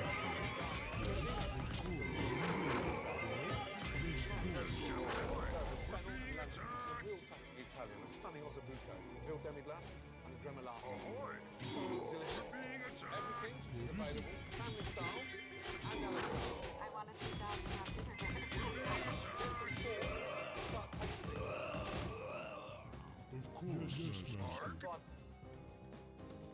Oh my god. I love it. Oh my god. This is going to be such a talk of the town. People are definitely going to want to come here and eat because the food is just amazing. I would love to. Ahoy! With Cafe Tavellini ready for relaunch, Hi, welcome. Sure, we'll explain the menu. and Chef Ramsay's new menu in place, An individual portion or a family portion. So you could get a couple of different things. It's really cool. it's time for Keith and Lisa to show that they are capable of leading and managing their restaurant. Hey folks, welcome to Tavellini. How are you? Bopping around tonight, making sure everything's fine. Thank you for coming in. Tonight I need to give my all to try to make this restaurant a success. But that's some shit. Branzino is it's the roasted fun. I don't know I don't know what that is. Look at that. What are you doing? Branzino. The branzino is what? Pork? Fish. Well, actually, it's a similar to it's a fish dish. Tail on, head off. It's a little similar to a it's a white fish. Yes. Yes.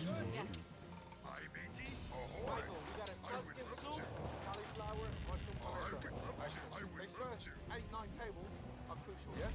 Yes. Talk together, yes? It's a half hour into dinner service, Table 6 in the window. and the kitchen led by Michael is humming. For this table right now, I just need a crostini and a calamari. Nice. Lovely. Enjoy. And it appears as though everyone is loving the new Tavellini experience. It's really, really exciting. I'm glad you're excited. My heart is not stopped. Okay, good. Let's keep it that way. Half an hour into service, keep it going, yes? Everything's going really, really well. It reminded me of 5 years ago when we first opened and we had this vibe, and I always wanted to be here when it was busy. Keith, what's the overall consensus? Are they happy? Are they enjoying it? So far, so good.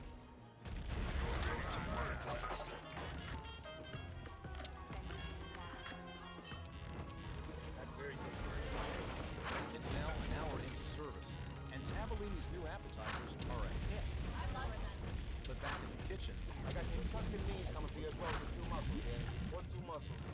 the smooth-running machine has now hit a major speed bump, You're plating 2 mussels right now. and the dinner service is about to crumble. Michael, what's this my calamari, right? Is that right? Is this Lisa's table, Dan? No, this is Van's table coming. I don't know. See, this is getting a little lost. Dan, you gotta tell me what you're giving me. What table? No, I'm just, Mike, you got tickets over there too. Talk to Michael, what's coming next? I'm a little fucked up with the tickets for some reason. Another disaster in the kitchen. It's a big clusterfuck here now. Nobody knows what's going on anymore. There's so much shit, it's not even funny. Mushrooms, please. Where's my mushroom polenta? Mushroom polenda's coming right now. How long, an hour and a half? It's taking forever. Danny, how long for the polenta? For the polenta, we're using this right here. I know how to fucking cook it, but how long? Just hold on 1 second. Come on, That's guys. what. The kitchen is just a whole mess. Michael, what? Michael, what? Five's meal. Have they gotten anything yet? No. It's like the worst fucking thing you could ever ask for. Come on, man. It's 2 hours into dinner service, and the confusion in the kitchen There's so much shit, it's not even funny. is putting a successful relaunch in jeopardy. I'm a little fucked up with the tickets for some reason. Where's Keith? And Chef Ramsay knows that there is no better time than now for these formerly passive owners to step up. Keith? Yes, sir. No, it's not right. Without a doubt. Get it together, please. Absolutely. Yes, I do. Yes, Come on I in. do. Chef Ramsay lit a fire under my butt. Keith, I need you now to pull this back. I realized that I need to get my hands dirty to make this thing a success. So what's your deal now? Persevere, guys. You gotta persevere. Keith,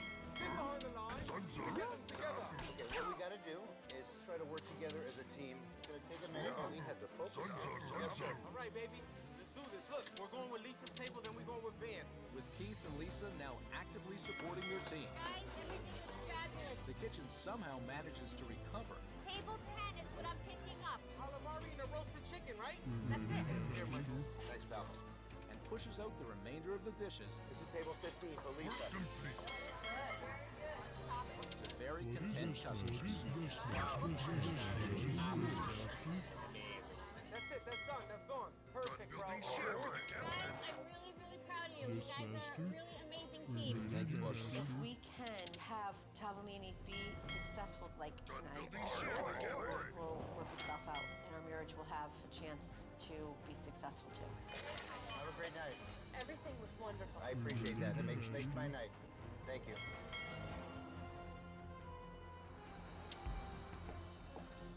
Okay. Tonight, we were teetering on disaster.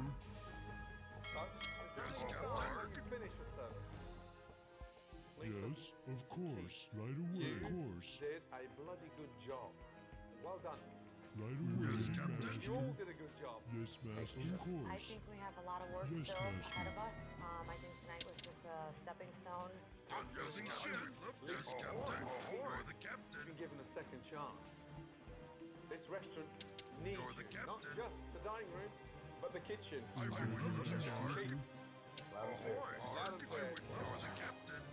I think that everyone's motivation gets back to a place that is really, really lacking anything positive.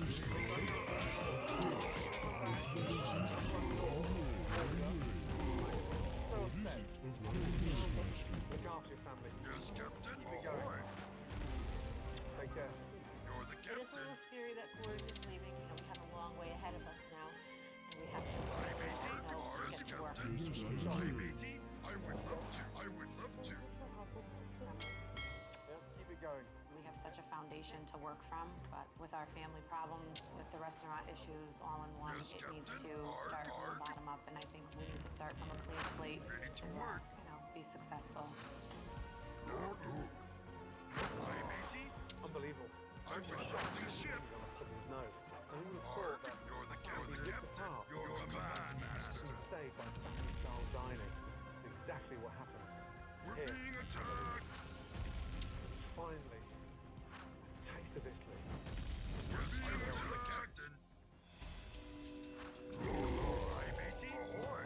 In the weeks that followed, Yo, you find it a little funny that they're outside arguing right now? Keith and Lisa struggled with their new roles as leaders. Too much for me. And didn't commit to the restaurant the way Chef Ramsay had hoped. I can have enough for my cigar.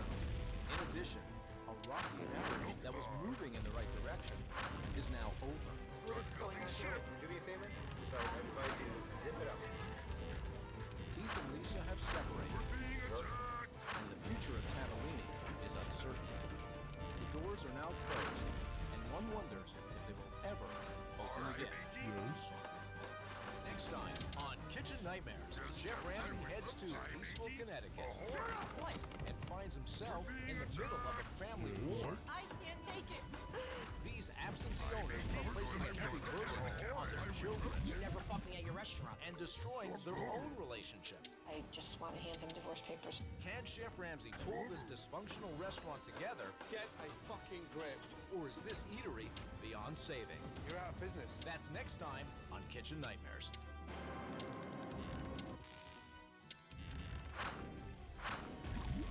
Next time on Kitchen Nightmares, Chef Ramsay visits a struggling Jamaican restaurant. It's an insult to Jamaica. Proud owner Dr. Una Morris runs her restaurant with an iron fist. This cannot be like this. She listens to no one, not even her son. Please be quiet. And on top of that, her practices are completely bizarre. You're running a hospital kitchen full of bags. Chef Ramsay is in for a battle. Let me finish. Let me finish my sentence first. That might be impossible to win. I'm not in denial. That's next time on Kitchen Nightmares.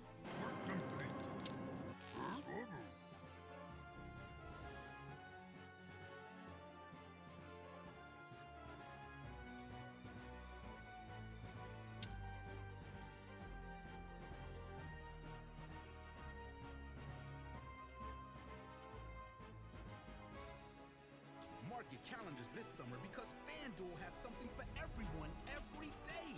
Score bigger winnings at any inning with profit boosts.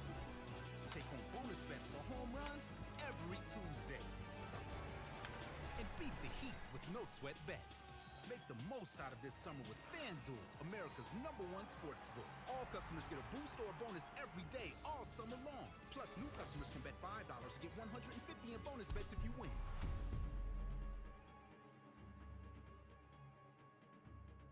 Work complete.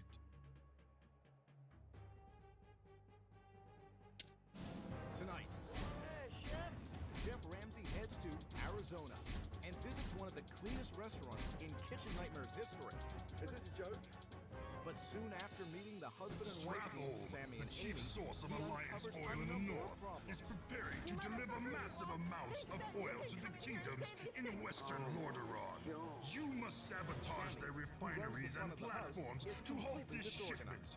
Once Stratholm's ability to gather and process oil is destroyed, proceed to crush any and all resistance offered by the Alliance. It's not surprising that there is such a high turnover of staff. Katie, I quit. And at this restaurant, the customer Master, is never right. You fucking serve out, you motherfucker!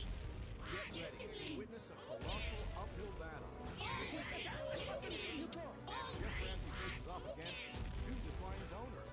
Pizza is undercooked. Alright. This may be Yes, the one Master. Now you're gonna see that Chef Ramsay has no choice but to walk away. Alright. Yes, Master. Alright. Okay.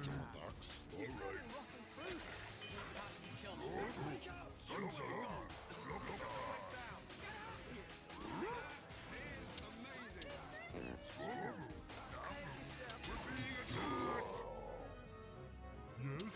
Yes, Master. Scottsdale, Arizona, an upscale Phoenix suburb. It's also home to Amy's Baking Company. Opened in 2006 by husband and wife team Sammy and Amy Buzaglo. It was at a very early age that I discovered I had a real, true passion and talent for anything having to do with the culinary arts. Just give me the first salad, darling, if you can. All right. So in 2006, Sammy invested over $1 million into this restaurant to make my dream come true. Can we open? We are ready.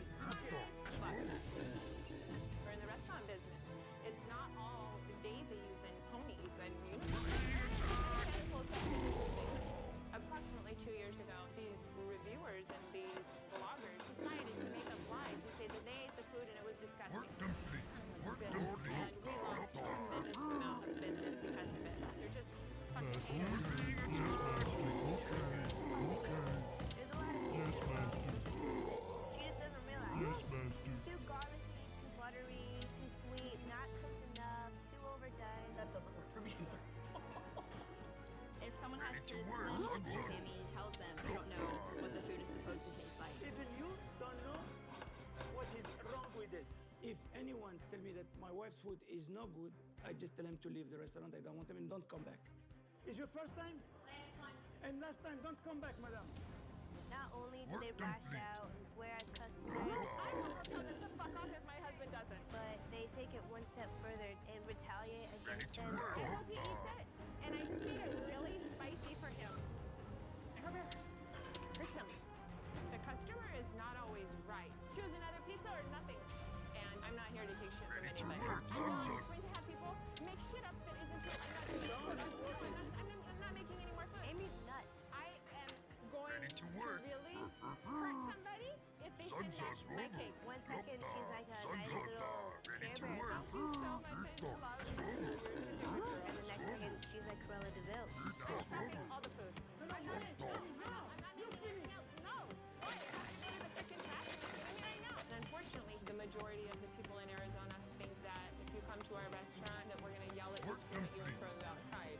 And that is not who we are. Don't yell at. Keep walking, mister. You just keep walking. Chef Ramsay is coming to tell the people how the food is good. You can go, madam. Don't come back, madam. I'll be happy not to see you here. Thank you. I think Chef Ramsay's gonna be wasting his time. He can't change Sammy and Amy. They're lost cause. Ready to work. Privilege. Pressure makes diamonds.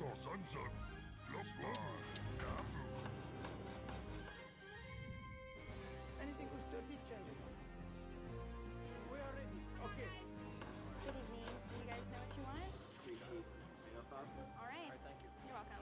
Miranda may be the only server on staff, I can't do the computer, so he's the only one that has control over that.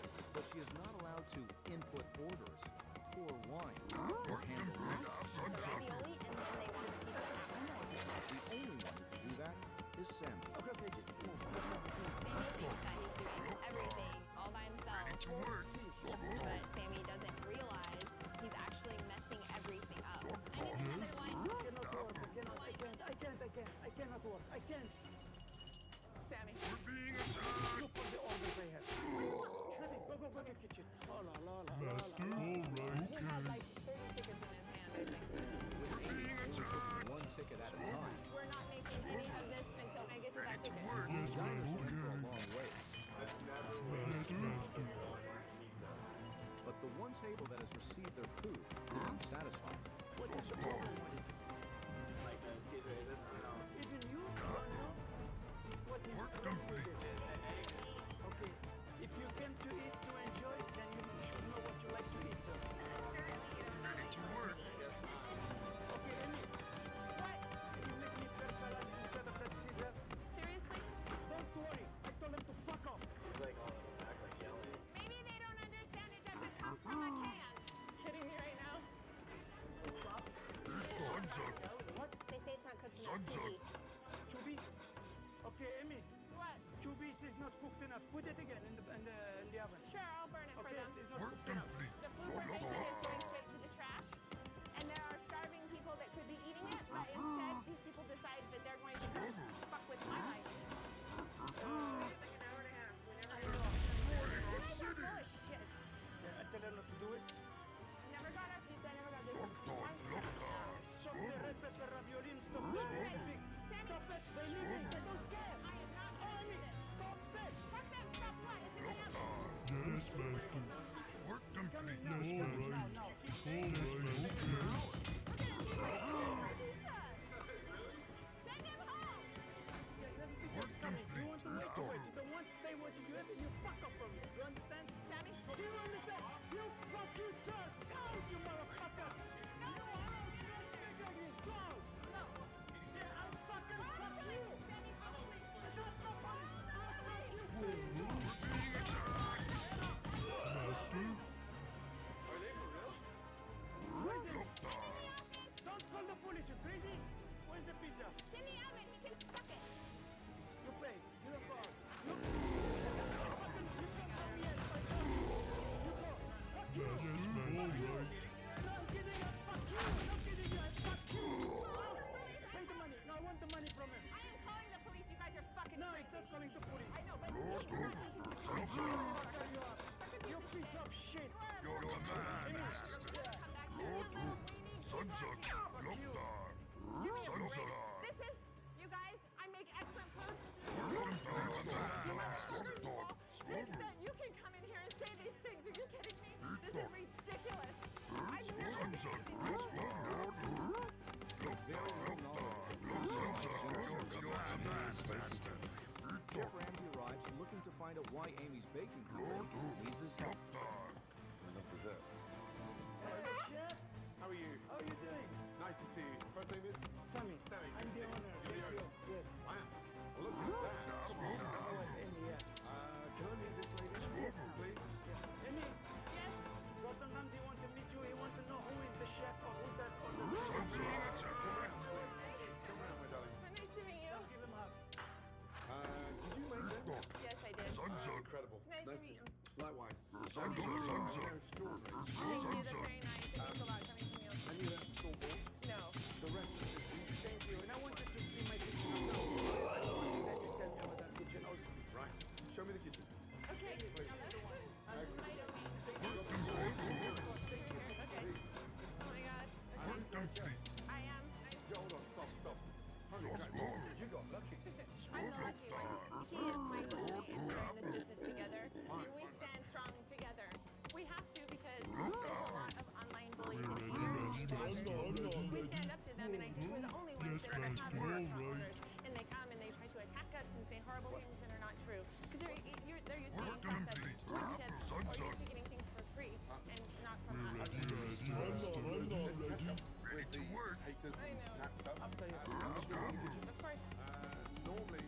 Owners don't like more spec kitchens, but the floor's shiny. Looks like a basketball court. Yes, thank you for saying the truth. Oh my goodness me. Is this a joke? I mean, look, dates, labels, everything. sectioned off. Wow, what a pleasure. Hello. This is Miranda, she's going to serve you. Nice to see you. And this Nice is... to meet you. I'm Katie.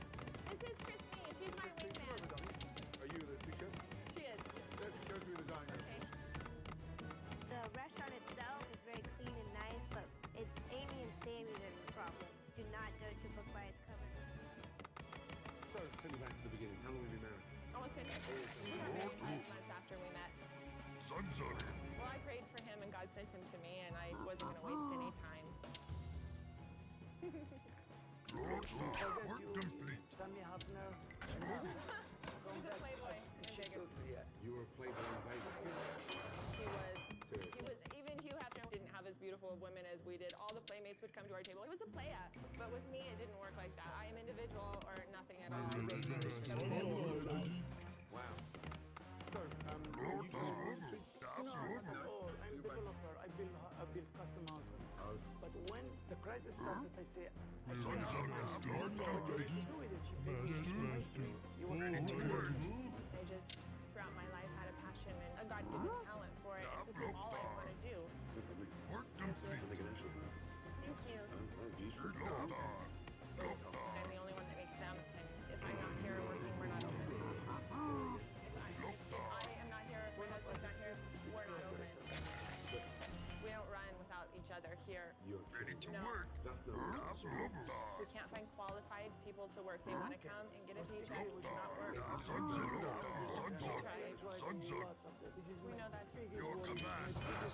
Problem in my life, I cannot find people I can count on them, I can trust them. They're dirty, they're lazy. How many people have you been through? A few hundred. A few hundred? Yeah. So, other than an issue with staff, what's wrong with this bloody restaurant?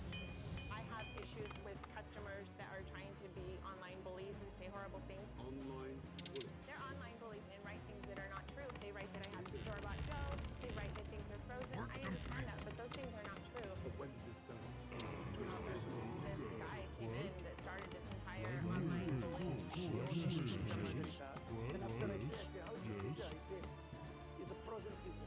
The next day he went and gave us a review. My wife, she was... Well, retaliated. You wrote back to him? Oh, yeah. Right.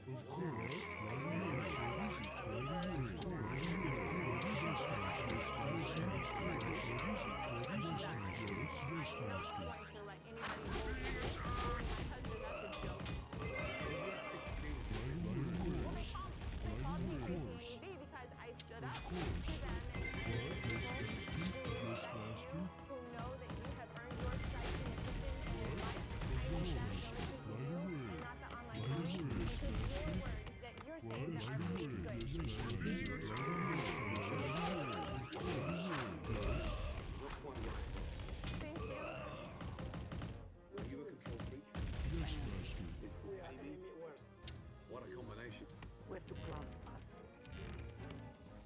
Clone us. Is that possible? It is. Some places I've heard. Right. Do you have to? Well, we have 3 little boys, but they're tapping cat bodies. Our babies are cats. They're my life besides my husband and my business. I speak feline. Yes, master. Of course. Yes, master. Right away. Of course. Yes, master. I know. I'm going to start with the menu. Okay. Do your thing normally. I will. Yes. Yes, master. Yes, master. Hello. How are you, my darling? Good. Is it just you and Sammy from the house? It's pretty much just Right away. a month and a half. Of course. Good tips? Yes, master. And they hourly. Serious? You must be the only server in this country I know. that doesn't get tipped out. So where do the tips go? The owner. What? Yes, of course, master. Yes, master.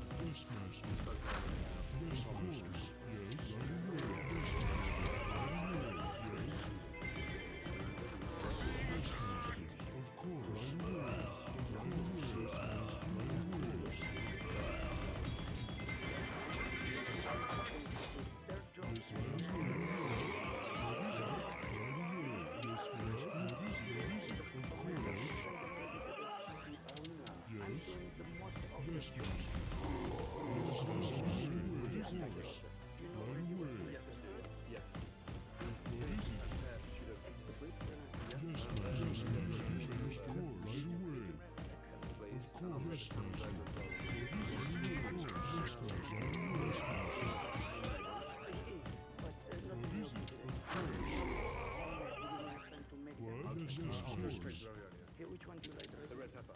Perfect. Thank you. You're welcome. These stories are becoming a little clearer.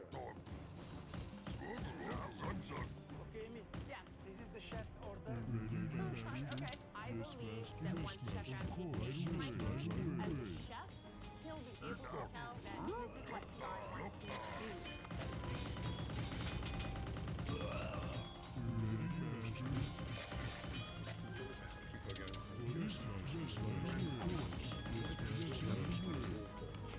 Whenever we have dirty dishes, we ring it, and then the busser comes and grabs the dishes from there. Why would warcraft put the place in hot wash?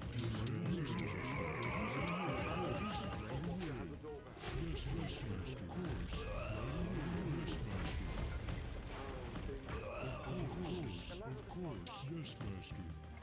Right? Cheese pizza. Ah, the cheese pizza. Something. Yeah. No, she doesn't know yet. No, but I'm the only one who uses it. But the quicker you teach her, the quicker you can take it back. Have you ever worked with a POS system? At every job that I've worked at. Every job. And how many jobs have you had before you worked at ABC? A lot. A lot. She doesn't need training. She knows how to do it. Thank you. Ah, it's good. Yes. Thank you. I'll get you Well, that. the friggin' pan shoots it back shot. Crust is supposed to be good, but it's not that crusty. Very sweet.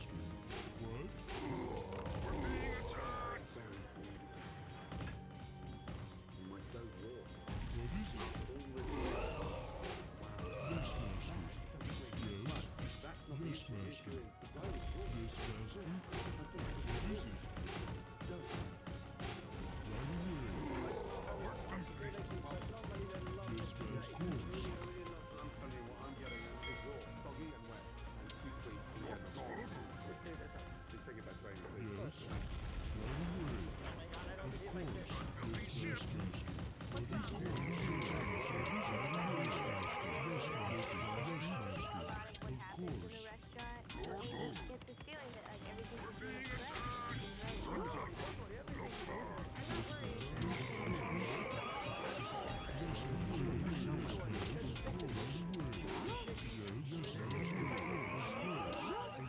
After this product, you do like you do. Oh my god, I'm going to freak out.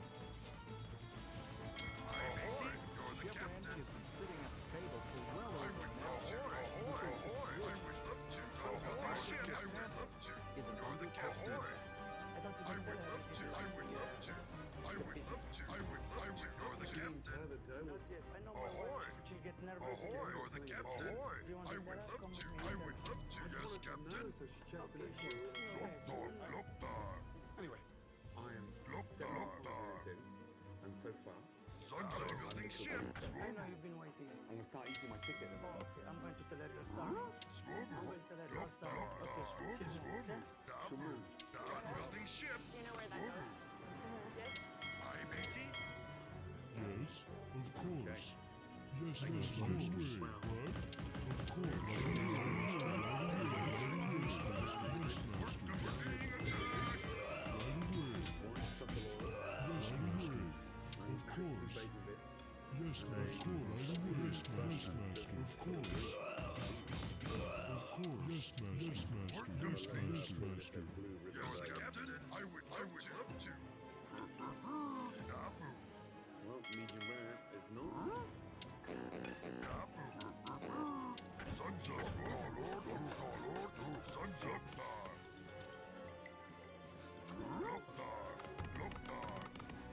Oh dear. It's overcomplicated, so unnecessary. And look,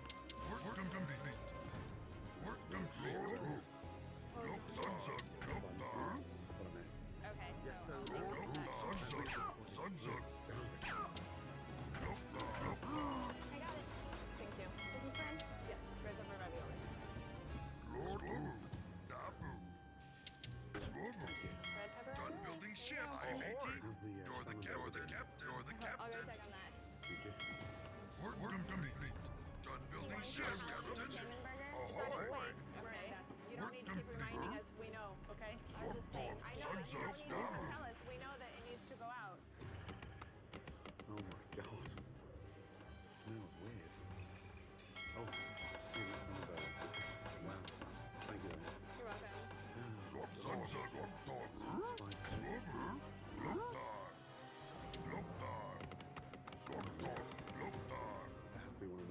ravioli dishes I've ever seen or tasted in my entire life.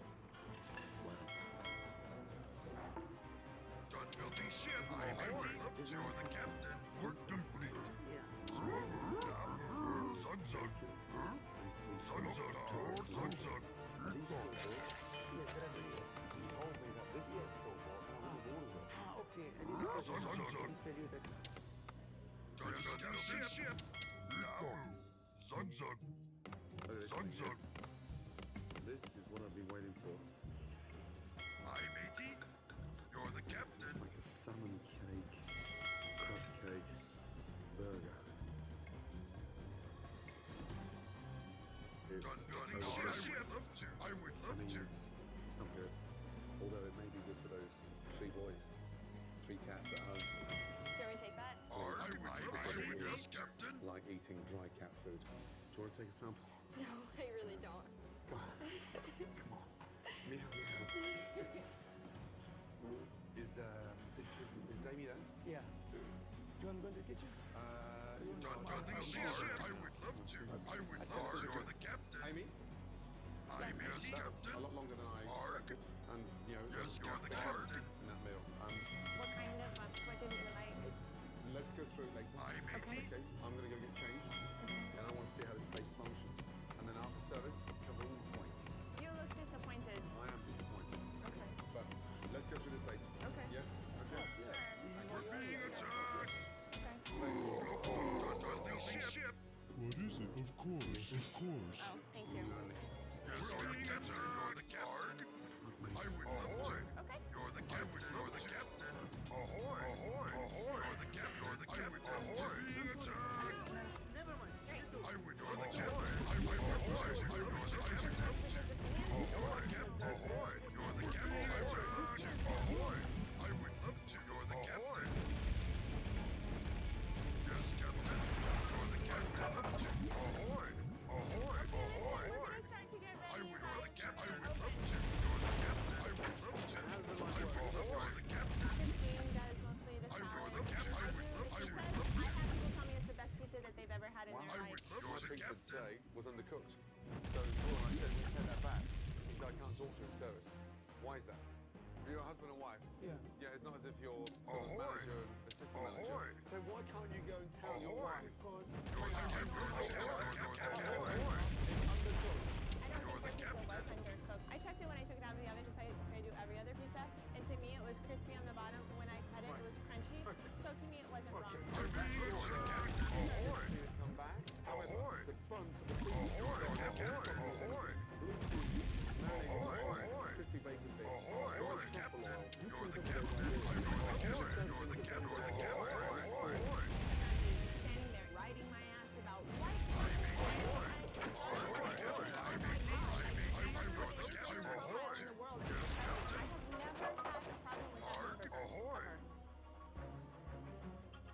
Because your husband didn't tell you. And the salmon burger was like a salmon fish cake in between a dry bun. But it was a dry bun or it was a soggy bun? That was dry. Dry pate, dry. It's good like that. We have people With tell the us destruction of Strapple, the alliance supply lines to Quel'Thalas have been severed. Only a handful of human and elven defenders remain to safeguard the ancient elf kingdom from the onslaught of the Horde. Take them off.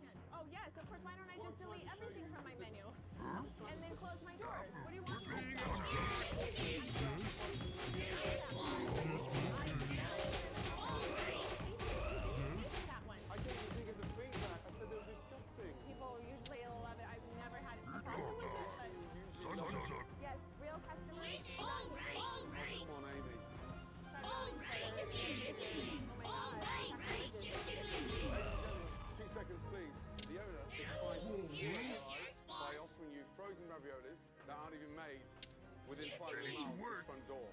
So would you mind, personally, if I, 86 stop you from eating crab?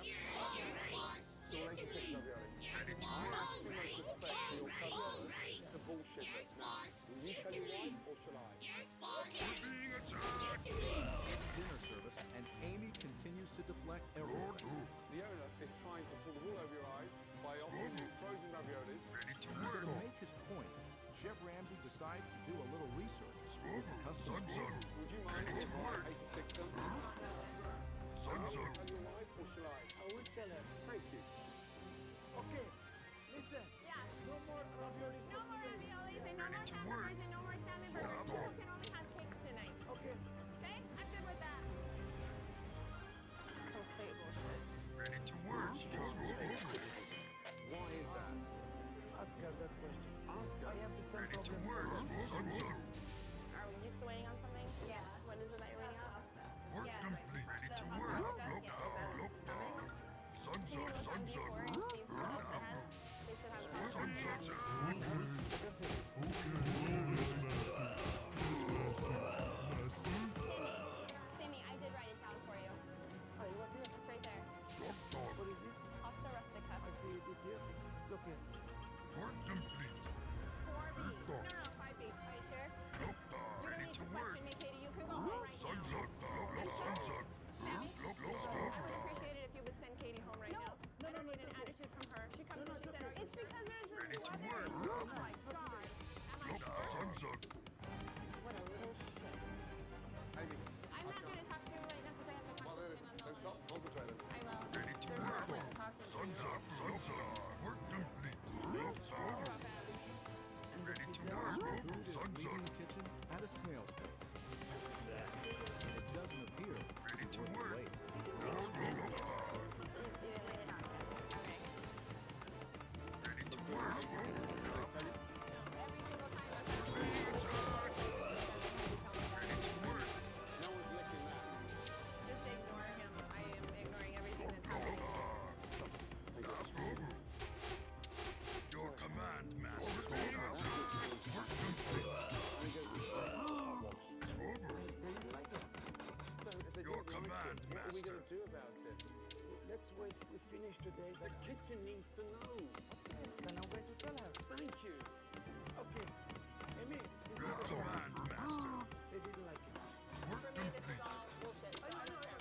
None of you've known about this, but the young girl, Maria, grabbed the plate and was about to throw it away. That's a common thread in this restaurant. There's no point in me speaking, so I'm just going to work.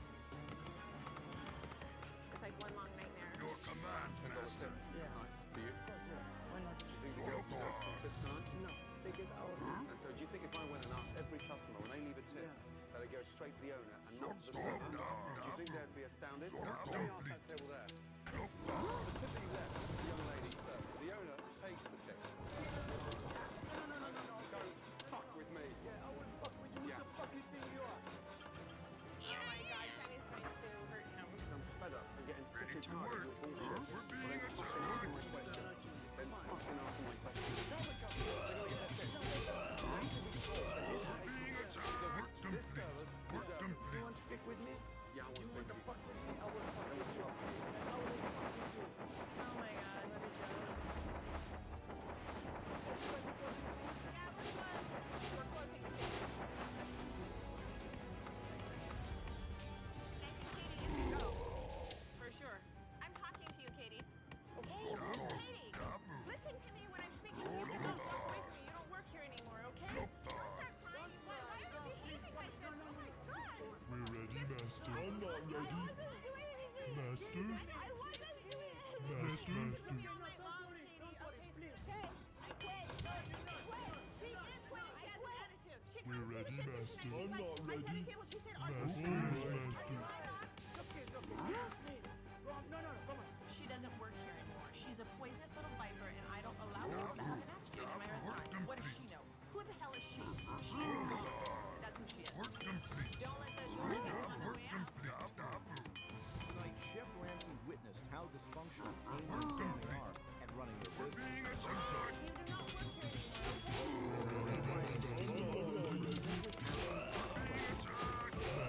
They just fired the young girl. But just take a big deep breath and see if we can get some sort of resolution. We're ready, Master. I'm not ready. My intentions are good. You're shaking your head already. I'm listening. There's become evidence that you can't take prison. Why is that? Are you seriously asking me why I'm so We're ready, Master. I'm not ready. To cry, you don't have to cry. I'm not going to cry, Sammy. I'm trying to speak and take out my conversation. No one lets me speak. Master? Ever. Yes. Oh my God!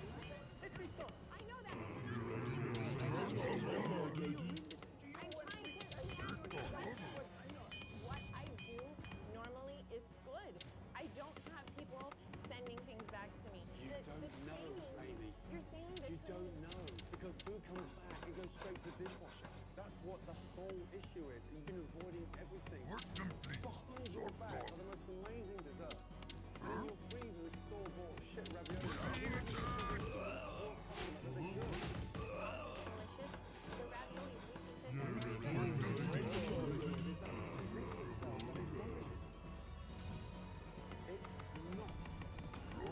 I want you open-minded.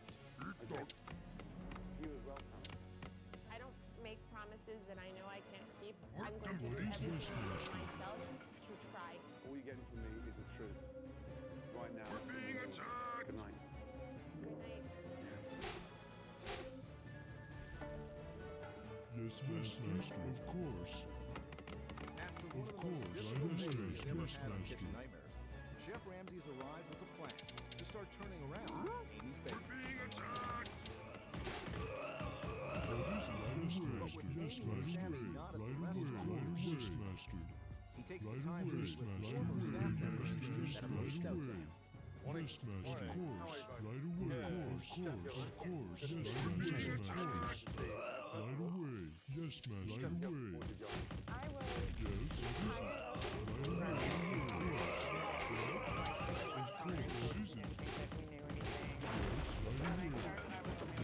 water glasses and set them at the table. So I worked out front for a few months and basically had to beg my way back into the kitchen. I'm Henry. I was a busser for the most part. How long ago was Yes, that? right away. A little over a month. What? Of course. She was always You can't take complaints in like a professional manner, which is the worst part. He made me watch his car one day. That was the most ridiculous thing I've ever done for him. We were always yelling at each other. In the year and a half I was there, I saw at least 50 people come and go. What? Right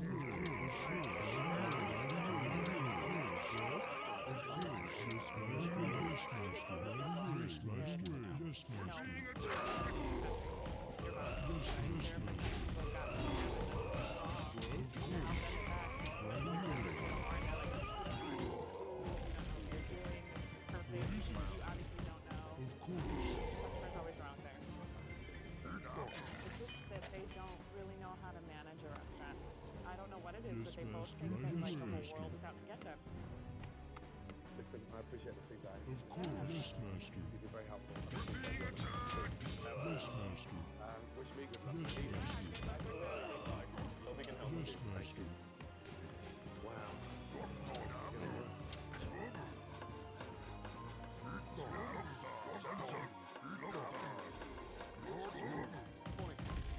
Of course. Morning, Sammy. Of course.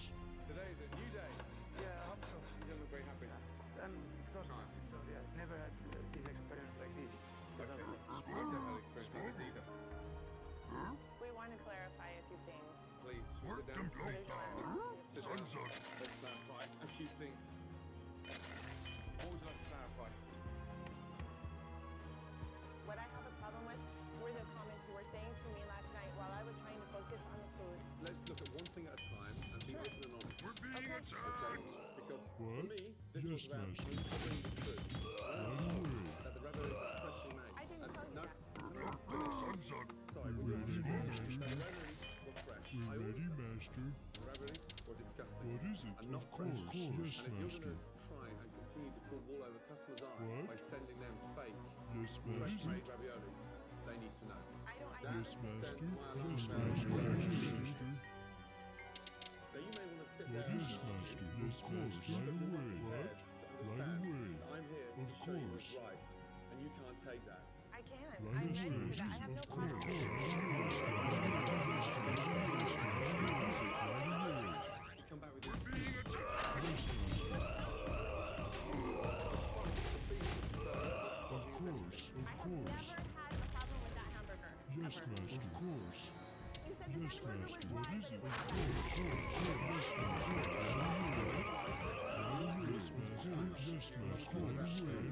Of course. But the way you screamed Yes, at that young Master. girl Yes, last Master. night, Would you let anybody come Right into your away. restaurant, in your What kitchen, is and it? speak to you the way that that Yes, kid right spoke to you last night? away. Would you? Yes, Do Master. you think we're going to let somebody hold a gun to our head and we're going to give them our ass and let them do anything? Right away.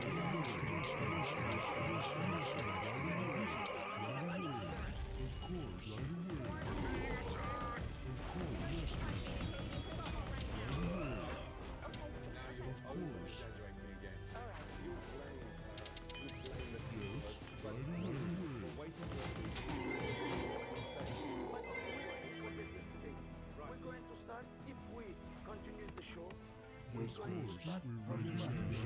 word show. This is not a show for me. Yes, master. This is a can't take this. So I'm going to tell you as it is. I met Jessica and Henry this morning, Yes, and I got master. told some awful things. Like what? The way you treat staff. They have to clean cars in the middle of service because the boss wants his car cleaned. And then witnessing over 50 staff being fired in that short period of time. Really, 50 staff. Yes, 50 master. staff. Yes, You're saying master. that I have fired 50 staff since Jessica.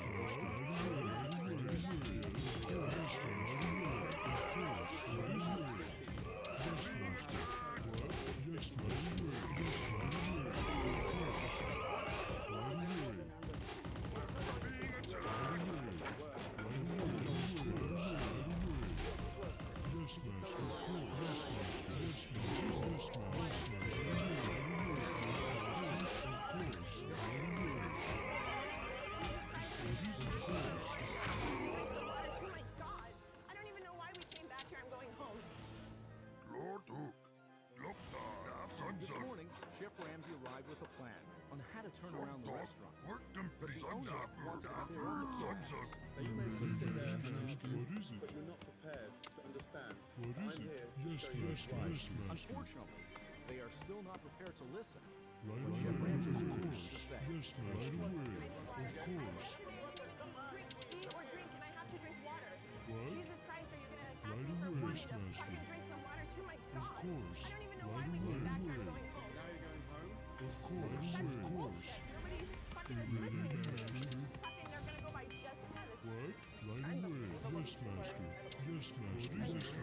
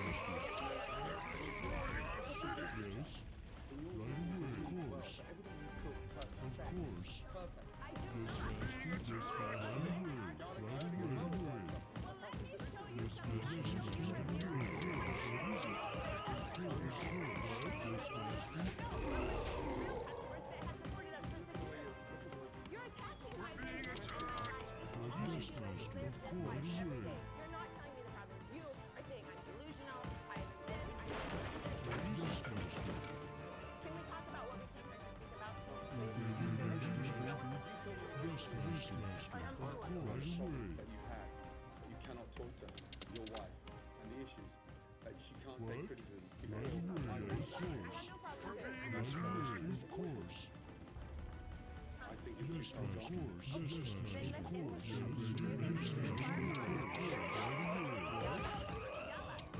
Let's go home. Of course.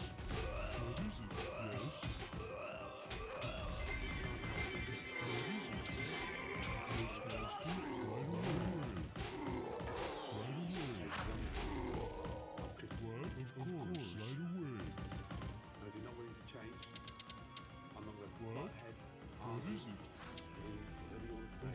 But this is not normal. Of course.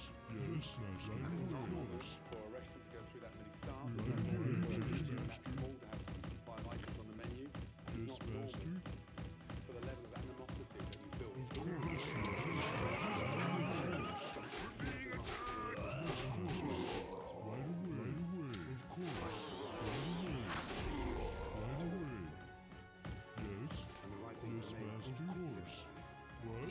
Yes, master. Yes, master. Yes, master. Of course. Yes, master. Right away.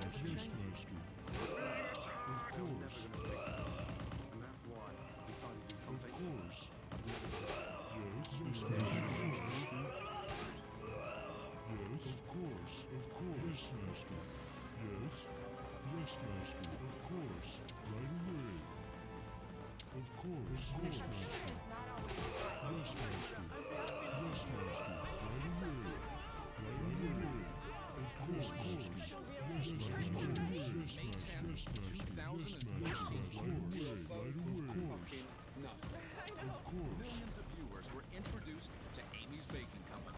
You motherfuckers, you all. We're being attacked! You keep coming here to say these things. What they witnessed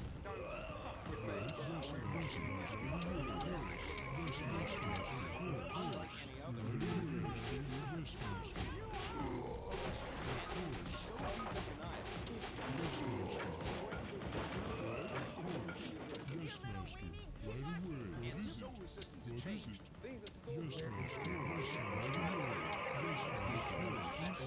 did something I think you're too far gone. he has never done before. He walked out, and as shocking as that was, what followed was equally as shocking. Hundreds of people are turning to social media to voice their anger. In the aftermath of the airing, social media went crazy. There were threats, nasty online messages. People just could not believe how this couple treated their customers. Millions of bloggers, Crazy. watching and rewatching. Everyone was under the consensus that these people were not particularly normal. There were skits and cartoons.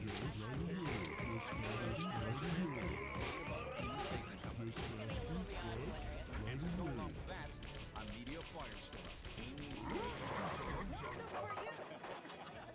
Never before has there been a Kitchen Nightmares quite like this. It was like watching a train wreck. They were just that crazy.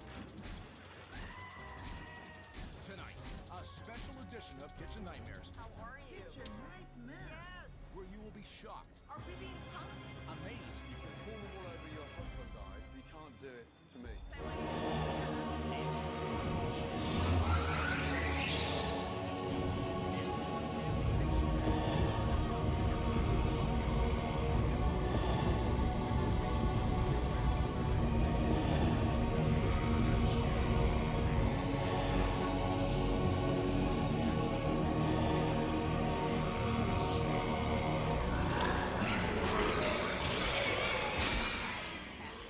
The Northlands have fallen, and now only the western regions of Lordaeron stand defiant before the ultimate supremacy of the Horde. As the Orc clans prepare for their final massive campaign against the weakening alliance, the War Chief sends you ill tidings. Gul'dan and his Stormreaver clan have betrayed the Horde and coerced the Twilight's Hammer clan to set sail in search for an ancient tomb said to be buried beneath the waves. An infiltrator under the direction of Doomhammer reports that Gul'dan has indeed raised volcanic islands from the ocean floor and thus has opened a hidden vault. While it is unknown what the Great Warlock has released from this tomb, the War Chief has issued this command: destroy the renegade clans and return with the head of Gul'dan. Walk away. I went to Amy's Baking Company to help, but the owners were incapable of listening. There was such a strong reaction to the episode that we decided to give you an update on what's happened since. We'll also show you some footage that has never been seen before, and we'll hear from Amy and Sammy themselves. But first, a brief reminder of my wild journey at Amy's Baking Company. It was my first time in Scottsdale, Arizona, and I was really looking forward to helping the husband and wife team of Sammy and Amy with their restaurant, Amy's Baking Company. Just give me the pear salad, darling, if you can. All right. Since 2007, Amy had run the kitchen, I understand this whole substitution thing. and Sammy was in charge of the front of house. The owners felt that their food wasn't even an issue. If anyone tell me that my wife's food is no good, I just tell him to leave the restaurant. They were looking for validation from me that everything they were doing was right. Chef Ramsay is coming to tell the people how the food is good here.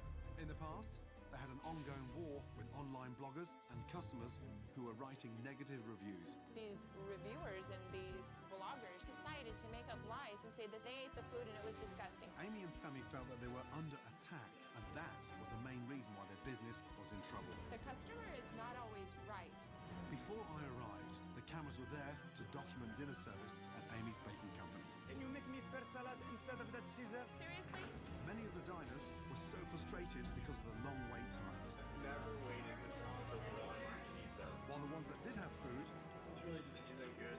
were truly disappointed with what they were getting. I'll take it.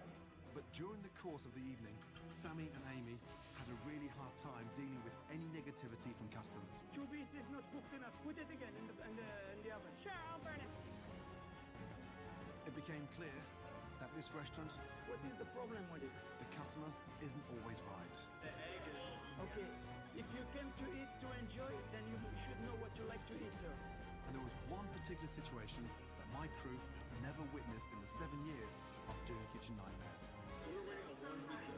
It's coming now, now. You keep saying that. You've been saying that for an hour. Look at him, he's like, I may be. You're the captain. You want to enjoy it. You don't want to pay what did you have? Fuck off from I may be. You're the captain. Are the captain. Are the captain. Ahoy. Ahoy. I would love to. Ahoy. I would love to. You're the captain. Ahoy. I would love to. I would love to be. Ahoy. I would the captain.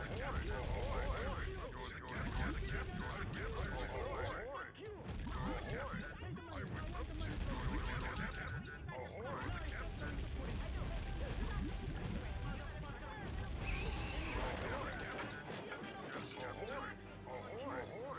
give me a break. My team gave me little detail, but told me that it was a rough night at the restaurant. This is ridiculous. I've never seen anything like this before. But I was for my own opinions. I was pleasantly surprised at the nice organized everything seemed to be. Is this a joke? Look, sectioned off. I even sampled a pretty good dessert. Ahoy. Little did I know at that time this wasn't going to be a piece of cake. Ahoy. As good as this dessert, trust me. Not quite right here. During my lunch, things started to unravel. First, I was sure that my team didn't make any tips. So where did the tips go? I tried to tell.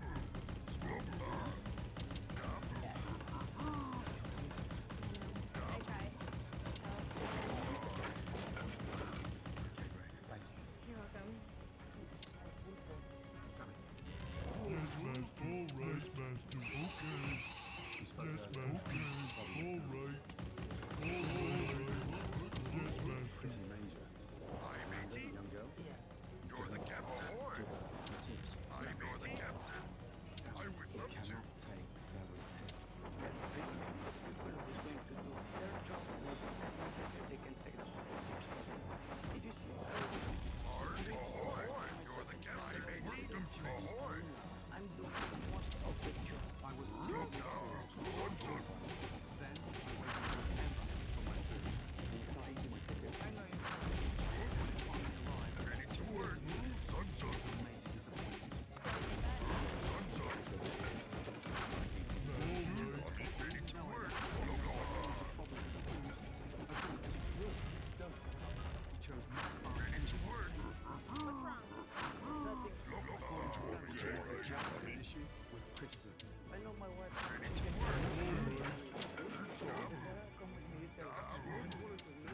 Yes, she will. I am 75 minutes in, and so far, I undercooked pizza. I'm going to let her start. Okay, she move, okay? She moved. But hours later at the start of dinner service, Amy was complaining that she had not received any feedback from what I experienced at lunch, so I decided to tell her the brutal truth. These are store-bought crab frozen ravioli. They're not crappy, they're delicious, and the first time I ever Oh my did you taste it? I didn't taste that one. I gave Brazil the feedback. I said it was disgusting. But right from the start, she didn't consider anything I was saying as constructive. I've never had a problem with it. God. I tried again and again to point out the issues. The bun for the beef burger was soggy as anything. I have never had a problem with that hamburger, ever. But everything was either deflected That was dry. Look like that. or ignored. There's no point in me saying anything to you because you just well, it's good like that. Whatever. I felt so frustrated. At this point, I went into the dining room and hit I've tried to confront Sammy about the tips. Do you think the girls deserve some tips tonight? No. The tip that you left the young lady server, the owner takes the tips.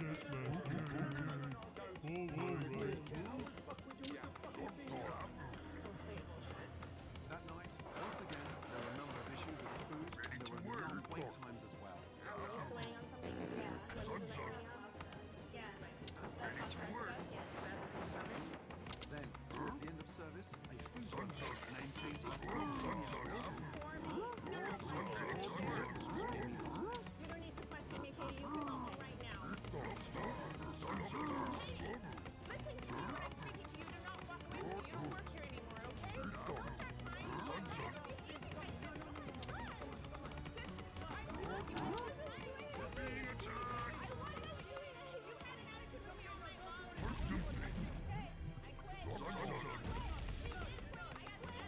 After a really bizarre dinner service, I tried again to have a meaningful conversation with Amy.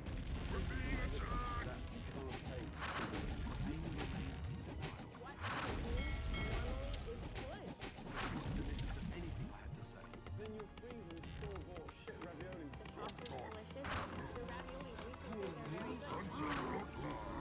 Even after a frustrating day, I remained committed to helping the restaurant. So, the next morning, I came in with a plan to turn Amy's baking company around. Oh, come on. But they weren't there. So, I spent the morning talking with disgruntled past employees. For the year and a half I was there, I saw at least 50 people come and go. 50. They were in and out so fast. What happens when customers complain about the food? They get told that they're wrong. That, no, we have the best food in the country. You're wrong. When Amy and Sammy finally arrived, I'm exhausted. I wanted to confront them with the information I had learned. Have you not had a turnover of more than 50 people? 50 staff. Can you prove that to me? The dish was wrong. 100 or even more than 100. And after a very tense conversation in which we were going around in circles, What I have a problem with were the comments you were saying to me last night. I'm here to say what's right, and you can't take that. I realised that Sammy and Amy were not open, even in the slightest, to making any changes. All that's happened is we have been attacked. Attacked. Attacked! This is a restaurant that's in a crisis, with a delusional owner that can't take that. So, for the very first time, I did something I never thought I would do. They can't help people. They can't help themselves. The right thing for me is to get out of here. Good luck. Yeah, of course that's what I want to participate in this bullshit. Wow. Coming up, The story just went viral. they became the #1 trending story in America. There were threats, nasty online messages. Find out how it happened. Everyone was under the consensus that these people were not particularly normal. And we'll show you some never before seen footage of Amy and Sammy with Chef Ramsay that you have to see to believe. You can pull the wool over your husband's eyes, you can't do it to me. I want you to just shut up. Yes! A full update on what has happened to Amy's Baking Company. Sammy saw that I had taken a $5 tip and told me that I'm a thief and get out of his restaurant. And later, it's wild, Are we being punked? it's loud, He has no boss. He's jealous of my boss. it's an exclusive interview with Amy and Sammy It's like Disneyland for the crazies. as we track them down in Scottsdale, Arizona. We have to show the world what we really have to offer here at Amy's Big Company.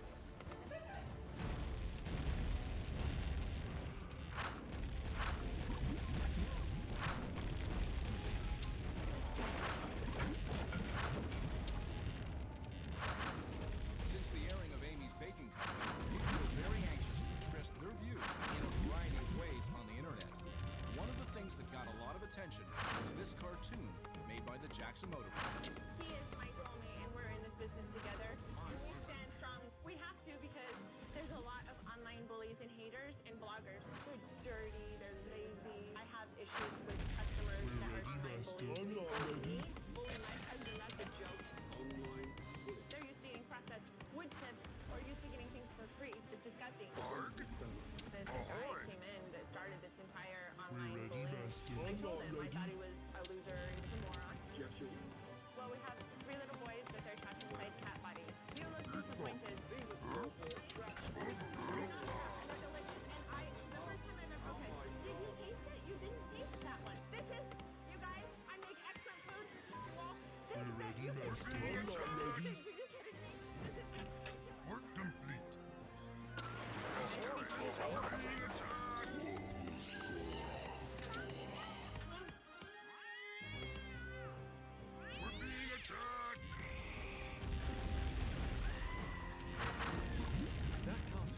That's just one example of the media explosion that occurred after the airing of Amy's Baking Company. But there was a lot more. This 50-seater restaurant went from obscurity to a national phenomenon and became the #1 trending story on the internet. So there's this restaurant called Amy's Baking Company. This is the first time in the history of the show he decided this place is beyond hell. Gordon Ramsay even is like, I'm out of People here. just could not believe how this couple treated their customers. Hundreds of people are turning to social media to voice their anger. They're on Facebook now, just trashing everybody. It got uglier and uglier. There were threats, nasty online messages. This is what you don't ever do. I'm actually in awe. A lot of action on social media. Shops, gifts, worldwide backlash. Bubble up online. So crazy. The episode of Kitchen Nightmares about Amy's Baking Company was a pretty special one because it was the first time Gordon Ramsay walked away from the restaurant. Wow. Which is something he never does. And it definitely sparked a curiosity.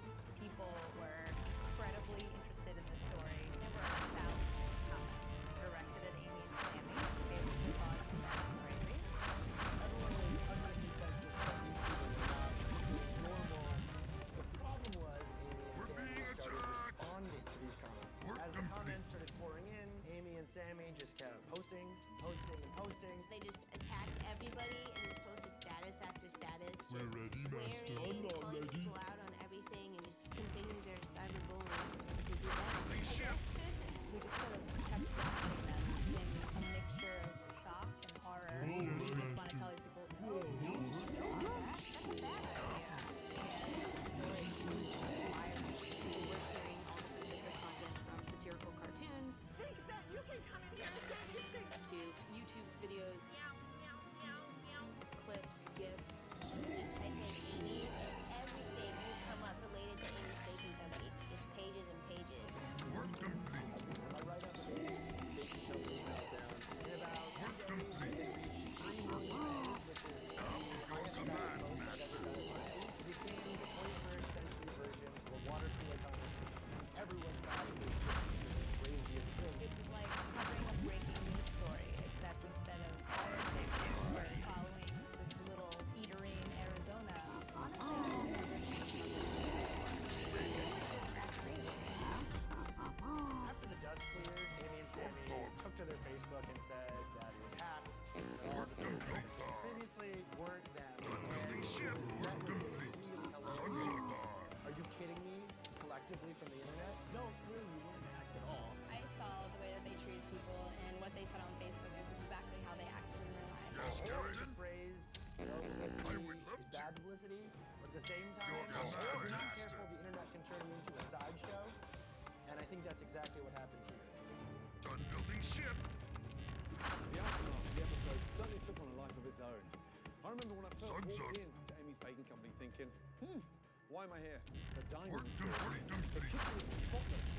Something I'm definitely not used to on Kitchen Nightmares. But when Amy gave me a tour of her kitchen, things started getting a little strange. Now, this footage has never been seen before. Take a look. So are you a sous chef? Yes. I'll take you through our line. Do we have any male chefs? No. No? Why is that? Because it's tiny. She wants only me to be near her. She doesn't know. I like about me that she's comfortable working with girls because my kitchen is so tiny. We bend over, we bump into each other. The male chefs, their ego is too big and it's too little in my kitchen, so they leave. I show them the door. And they don't have my standards. They can't clean like I do. It's like they're doing me a favor. This is how we work. I work meticulously because my customers deserve it. Coming up.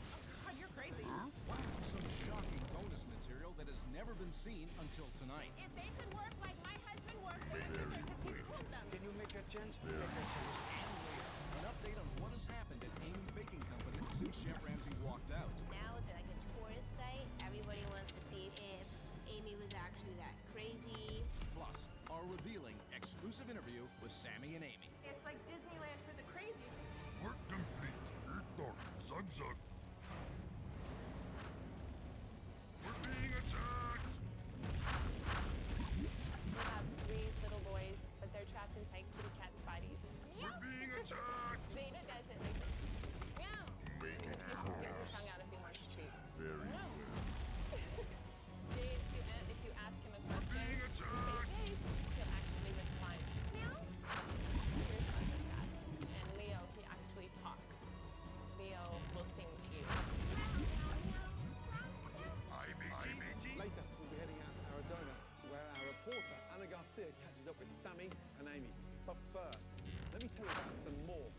unforeseen footage.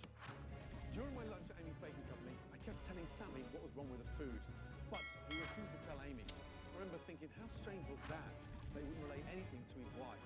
But when I came back for dinner service, I learned why Sammy never shares any negative comments with Amy. Because he's completely incapable of taking criticism. What is it? When was the last Yes. time you took criticism from a customer about Of big issues? course, yes, Master. The Of other day course. I did. What was it? It was a Caesar salad. The lady didn't like the prosciutto in her Caesar salad, but it's on the menu, and if they don't like it, they can have Yes, it without it. Master. Simple. Right away. I do criticism. You're the captain. Do you know what? Criticism is healthy. Unfortunately, not enough people told you the truth. Oh God. There you go. Phenomenal dessert, store-bought fresh and grilled, yet you still don't get it. If I could make everything from scratch, I would. And You most pull people the say wool that over too. your husband's eyes, but you can't do it to me. You're not even prepared to listen to anything. That's because you're not giving me any Advice. constructive criticism. Advice You're just I'm here standing for. there talking, You're just saying in things that aren't denial. even making sense. I'm not in denial about anything. I've never had an issue before. I wish Yes, Master. Not scared of anybody. Yes, My husband, Master. if there ever is a problem, immediately he'll bring it back and let Christina bring it up. And it's very rare that it's not You knew I was going to do that. No, I was trying If to you come to my restaurant, Yes, I'll make sure Master. every Right fucking away, plate that right gets away. finished is in front of me. Of course. trying to get feedback and no one will give it to me. Why not? I gave your husband a number of comments But I lunchtime. didn't know. Nobody would You show don't me. like knowing. You just don't want to change. There is something I want to clear up. They asked me to come help them. Right now, I want to show you something that's only ever been seen by myself and the producers of the show. It's their submission video. Oh boy, check it out. So this is where all the magic happens. Then we have the long pivot. Oh my God, it's a mess. The biggest problems with this restaurant would be my husband is too nervous in the front of the house. Doesn't really have a customer service background in any way, shape, or form. Particularly, Sammy needs to be removed from this situation. A lot of times I think the customers will probably not come back because of something that Sammy may have said to them. Like, first reaction is just to kind of yell. Yes, there have been a few occasional times that he has had an incident, and that I myself have had a few incidents with customers. We're not perfect, but when people come in and they're not nice to us, we're not going to be nice back to them. On Yelp, horrible things were written about us that weren't true. I retaliated and I told him what I thought about him. I told him that he was a loser and he was a moron, he was a tramp, and he wasn't welcome in my restaurant, and he's not. I have no problem standing up for myself. Can you film him? Do you see him? Can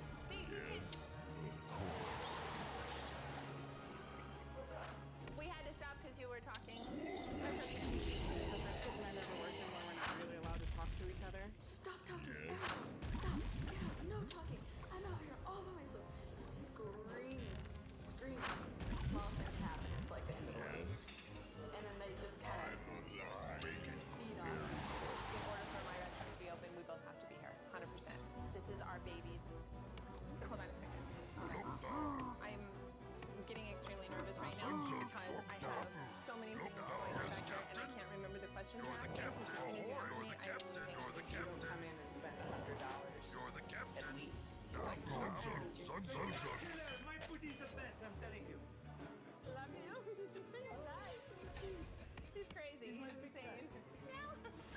Coming up, I don't want you to kiss my ass. I want you to just shut up. the madness continues. I'm not afraid of you. You're afraid of the truth, not me. The truth. You'll get a full update on what has happened to Amy's Baking Company. They're trying to cash in on their notoriety. You'll hear from former employees Amy and Sammy thought everyone was out to get them. and what recent diners have to say. He just said, you have to go, you have to go, you have to go. And it's time for an out-of-control sit-down with Sammy and Amy.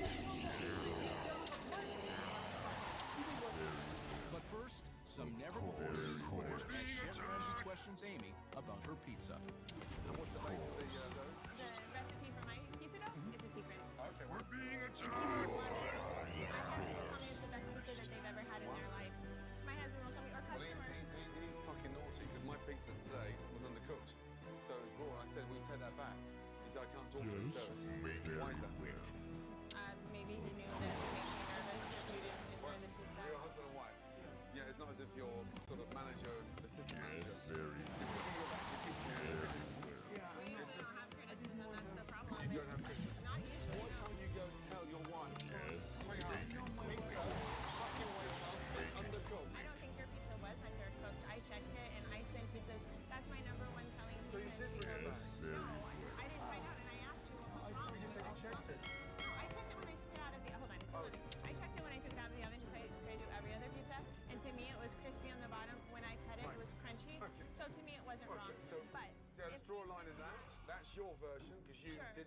come back.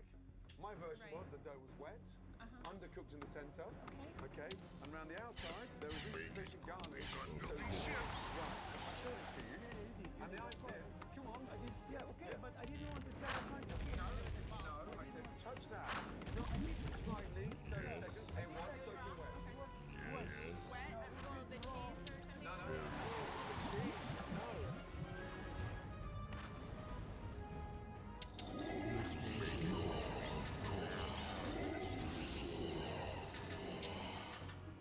How can you attract good staff when you don't give them their tips they deserve? My husband pays those girls $9 or $10 an hour You're not to listening. do You're not nothing. listening. Okay? They don't deserve those tips. If they could work like my husband worked, if they could work like my husband works, Why are and you it shouting didn't at me? require Why are you them to shouting run at like me? they would get their tips. He's told them. You're Run like convinced. I run and work like I work, and you can have your tips. I am deluded. You're right. Building ship. There were so many moments at this restaurant, but truthfully, there's only so much you can put into a 1-hour show. Here's an unbelievable exchange that I had with Amy over a package of gnocchi. Cindy's gnocchi in here. No refrigeration required. Wow. Must be a few chemicals in there. We sell these. I'm sorry? We sell these. Yes, those are the gnocchi that we sell. And no refrigeration required. What's in them? Look at the back. It'll tell you. I don't say that they're organic. I never did. What's in there? He said, look on the back like some fucking smart ass. Yeah, he's prepared to charge customers money for that. And you get upset because they're not kissing your ass. I'm not upset with you. I just want you to just shut up and give me a chance to finish my sentence instead of being rude. I'm not pissed off because you don't bother me for making it. Well, we're making everything per order. This is. We're trying to make everything. Yes, the raviolis are pre-made. And the frozen egg. Yes, they are. It's fresh, of course. We have to freeze it before we drop it in the fryer so we're ready to do it like that because I do use those gnocchi. Yes. Well, can we reply? Yes, I care a lot. Chef Ramsay, I would like you to understand just something. I'm finding it right now. Very difficult to understand you. I've got nowhere to go. Every time I say something to you, you just, hey, my customers love it. I'm not going to touch the food because I have to concentrate on the Let's not line. concentrate then. I will. You're the one who just said you want to talk to me, so I'm I wanted to explain to you that I'm not here to say. You don't even let me speak, so there's no point in talking to you. Try. Just like my husband. Even though my visit to Amy's bakery was completely successful, I came back on day 2 with a plan to turn it around. Unfortunately, I never got to implement it because it became clear that it would be a waste of time. I'm sure you're wondering what's happened to the restaurant since I left. Here, with an update, is our reporter, Anna Garcia. Thanks, Gordon. I'm here in Scottsdale, Arizona, talking to local people to get their perspective on everything that's happened since the show aired. Everything from the social media phenomenon to how it has affected local businesses. And I'm going to try and talk to Amy and Sammy, but first, here's an update on how the restaurant is doing. Good luck. Thank you. After Chef Ramsay left, it was just a dramatic mess. Amy and Sammy thought everyone was out to get them. Attitude. They fired everyone, told everyone they can do everything on their own. The next day I was called and Amy and Sammy begged for me to come back, so I did. Thank you. You're welcome. Sammy and Amy saw that I had taken $5 tip from my customer and had a huge fit over it and told me that I'm a thief and get out of this restaurant. And I threw the money at them and I walked out and told them, don't ever talk to me again. I'm done with this place. A lot of my friends have actually gone there just to check it out because now it's like a tourist site. Everybody wants to see if Amy was actually that crazy. We honestly went in with, let's see if the food is really as people say. One of our friends ordered a drink. God, I noticed that there was something floating in the drink. It had 3 fruit flies in it. He called Sammy over and he got really upset. He said there are no flies. He never even acknowledged that there was anything wrong. I said to him, we didn't bring flies in our pockets with us. And he just said, you have to go, you have to go, you have to go. We thought they would kind of wanting to be pleasing everybody and wanting to have the customers and but they were exactly like we thought they were. They're trying to cash in on notoriety. If you go to their website, they're selling t-shirts that are printed with lines from the show. It's not a classy move, but becoming a tourist attraction where they basically make fun of themselves, I think is the only way for them to survive. It's definitely turned into a spectacle that if you're in the area, you just have to see what it's all about. Coming up. It's like Disneyland for the crazy. It's loud. You can keep using it. It's our exclusive interview with Sammy and Amy. My wife's food is excellent. With our reporter, Anna Garcia. Have you changed your policy on the text? Pays a visit to Amy's bakery. I'm not going to stop. How can I be Nancy and I'm not Nancy?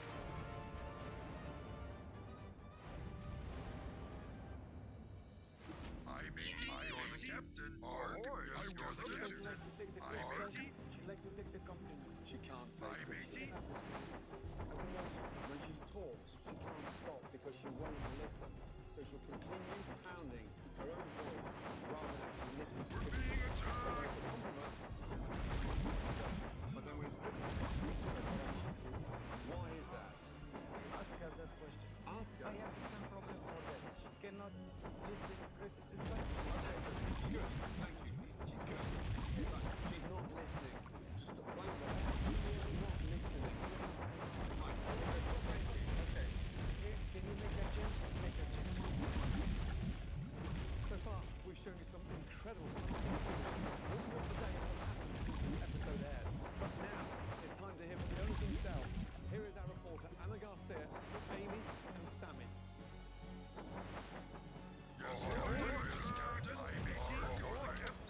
Hi, Sammy. Anna Garcia from Kitchen Nightmares. How are you? Kitchen Nightmare? Yes. Can we come in and talk? Thank you so much. Thank you. I appreciate it. May I introduce myself?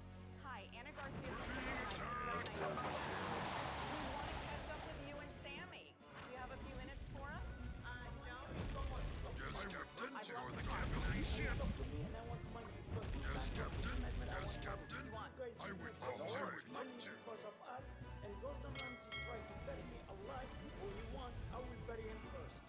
I will bury him first and bury your Kitchen Nightmare also because you did it on purpose. You set me up, and this is what you did. Bury us alive. And you didn't do yet. Now we have nobody to do it. Well, will you sit down and talk with us, Sammy, about what happened and everything that's happened? Let Gordon Ramsay to fuck himself because he was not fair. He was not fair. How was he not fair, Sammy? He was not fair because he shouldn't. It's okay, because he shouldn't represent us that way. You're the captain. You're the captain. Against Gordon Ramsay, Kitchen Nightmare.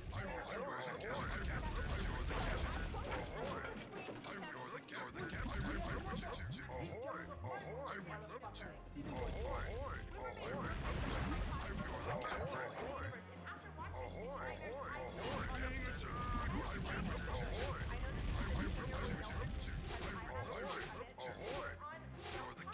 We're on talking about it, not talking about it, and this is not stuff that I've invented. I'm not doing it.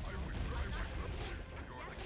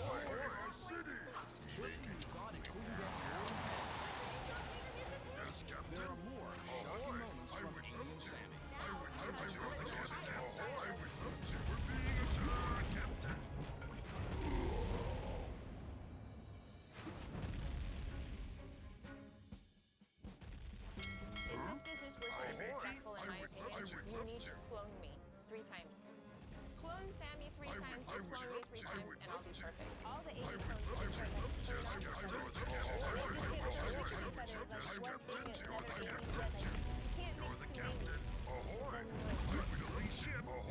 I'll share with you my final thought on Amy's Baking Company. But first, let's head back to Scottsdale and the reporter, Anna Garcia, with Sammy and Amy.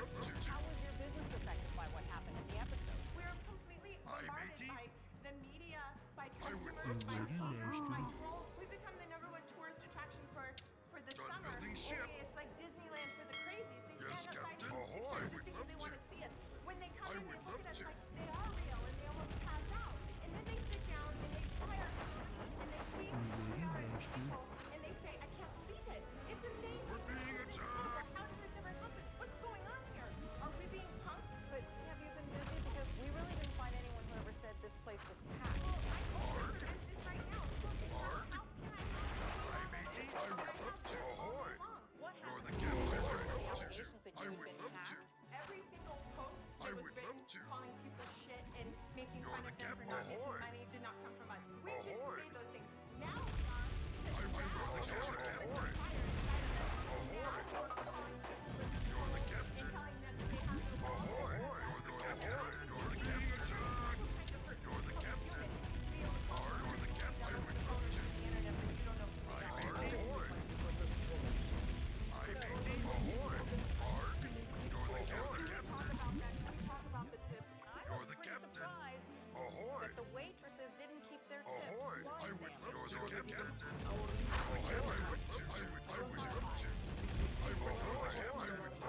If it's empty like this, they still go with money. If they wait for the tip, Have they changed your policy on the I did tips? change, I give him tip. So is that something good that came out of Kitchen Nightmares? Is that you now... Because they work with the tip and there is no money. Then of course they're going to make money. All of this that's happened. And, you know, have you made any changes to the menu? He can keep his menus. His menu can keep the captain. Are the ravioli still frozen? Yes, still frozen. Yes, still frozen. Yeah, and they're excellent. They're excellent. Also, during the filming, I asked him, I said, would you let anybody come into your kitchen and give you the kind of attitude that Katie gave me and not fire them? He said, yeah. That's an issue. If so, I stand up to women in my kitchen, okay? The reason I said he was a pansy is because the same reason I call these jumpers and these people that hide behind the computer screen the camel toe mafia. They are pussies, they are pansies, they have no balls. Because if they had balls, they would come to my face, my husband's face, and tell us exactly all the stuff that the lies, the slander stuff that they say online, instead of just hiding behind the computer screen. I said a lot of offensive things. But I'm a person who's completely under attack.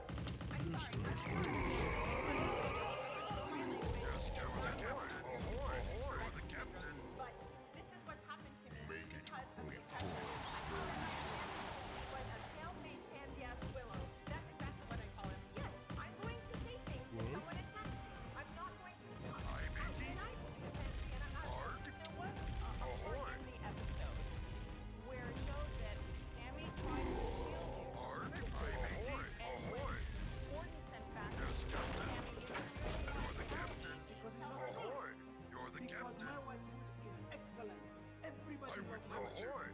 The reason that he didn't tell me each plate was being sent back is because he knew that Gordon was full of shit. Sammy tells nothing to me. I tell everything to Sammy. We share, we don't keep secrets from each other. He protects me, I protect him. People love us because we stand together and we are united. Yes, he and I will fight to the death for each other. No doubt. You come and you try to attack us, I'm going to be like a fierce lion. I'm going to attack anybody that's coming to try to hurt my husband or my business. It has affected your business. Are you seeing the customers come back? Did something...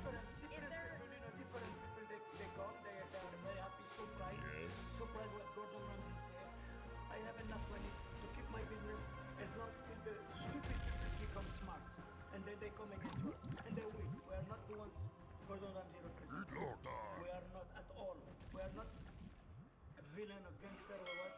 I am reformed. I But you did say to Gordon, I'm a gangster. I mean, you did say somebody because I am the one who can go on top of him. He cannot go on top of me. I can promise you.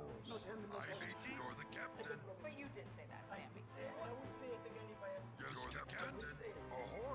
Myself, I would like people to understand that first and foremost, my husband and I, we are united, and that's the most wonderful thing in my life. We are not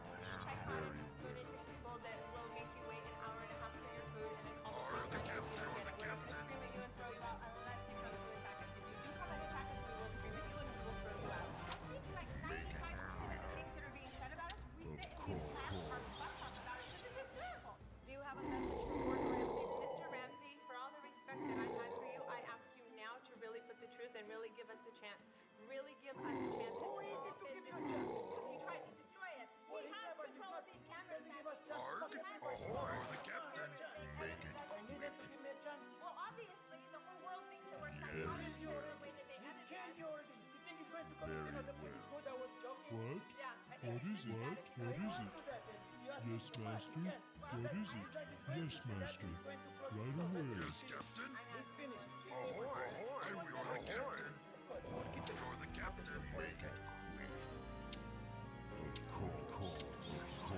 Saving restaurants and helping families on Kitchen Nightmares is an incredibly gratifying experience. I look forward to every challenge and I take each mission very seriously. Yes. What happened in Scottsdale was actually quite Yes. disappointing. Very. My team and I had a fantastic plan to help Amy's Baking Company. Unfortunately, the owners had no What is interest it? in hearing it. Good Right night. away. We're being attacked. Yes, master. Right away. Yes, Captain. Ahoy, you're the captain. You're the captain. I would love to. We're being attacked. Ahoy. Yes, yes, right away. So apparently obese is a slur now, which is crazy. I didn't even know that. Hey,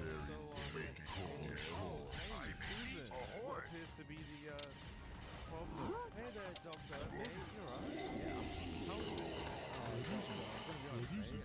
Not, Yes, master. not too great. Of I course. feel a lot of chest pain, Yes, right? master. My knees hurt when I walk. You're Well, the Susan, master. the problem, but that's not all, Doctor. I breath really easy. You're the Oh, captain. so tired. Oh, yeah. Susan, I think you might know how you have it is. And every doctor I've gone to about this problem has just been really fat you're the folk captain. making comments about my You're the weight and my captain. diet. Of course. It's Yes, really plus size, but it's got nothing to do with my health. I don't know why they brought it up. One doctor even called me the slur obese. Excuse my language. Slur obese. They're all so bigoted and closed-minded. Doctor, I just want a solution to my problem. Can you help me out, please?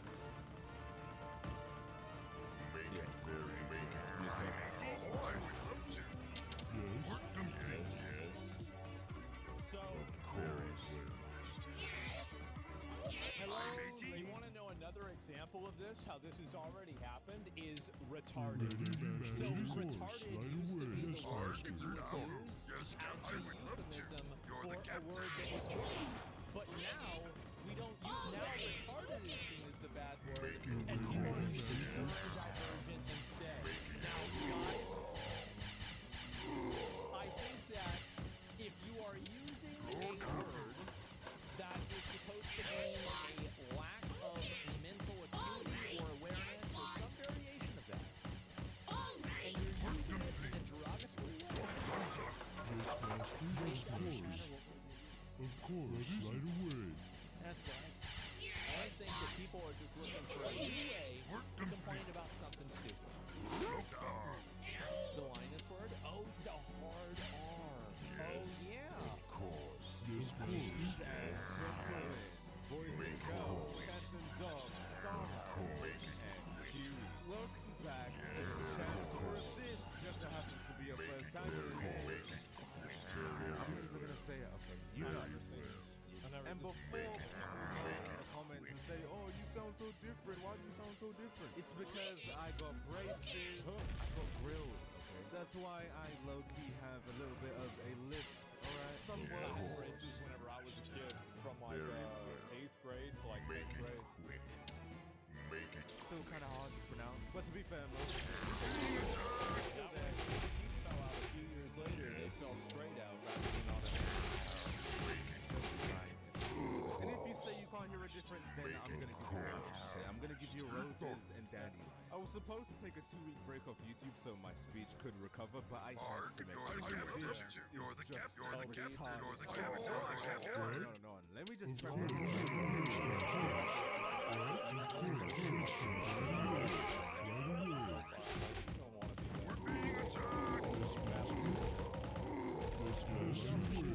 By saying, I don't have a problem when people complain on the internet. Honestly, I don't. I'm doing it right now. If someone wants to sit down and complain about something, then honestly, I think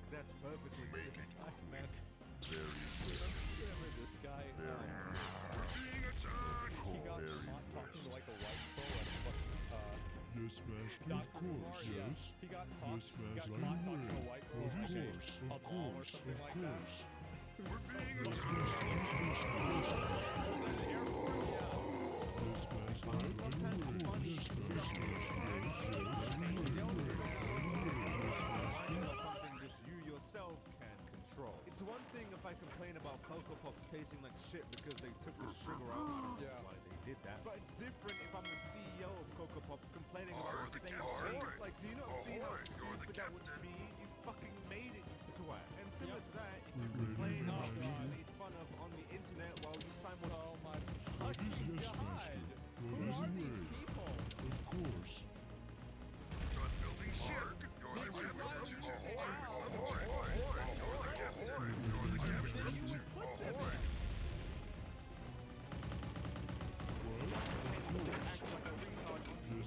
You're a fucking idiot. I don't feel like I'm working new grounds here. This shit should be in conclusion, don't complain about things which you can solve through your own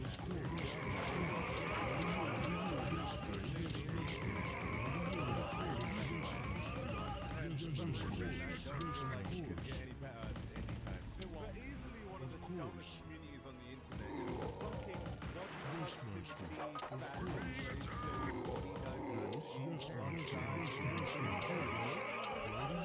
under the sun other than what they actually are. You are obese, okay? You're not body liberated, you're not plus size. At KFC, you're just fucking obese. You can call it whatever you want. It is not going to change that fact. We've been over this several times.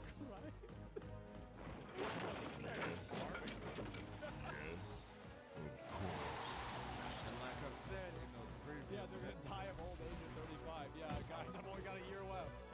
No one cares that you're old. If you want to sit down and eat your ass people, go ahead. We don't care. People only start making fun of you when you complain about being overweight. You can't cry and whine about The thin U.S. hates fat people. I will the captain. I bet they do. privilege when you sit down and eat enough food to feed a family of four. These people are so fucking dumb that it hurts to walk. I've literally seen some accounts on TikTok where they go, oh my god, my jeans won't fit. They need to make bigger jeans. And you know, some... You're the captain. You're the captain.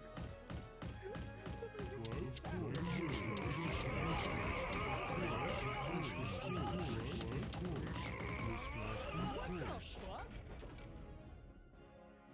Wasting food equals terrorism? I mean, for sure, my team can't believe it.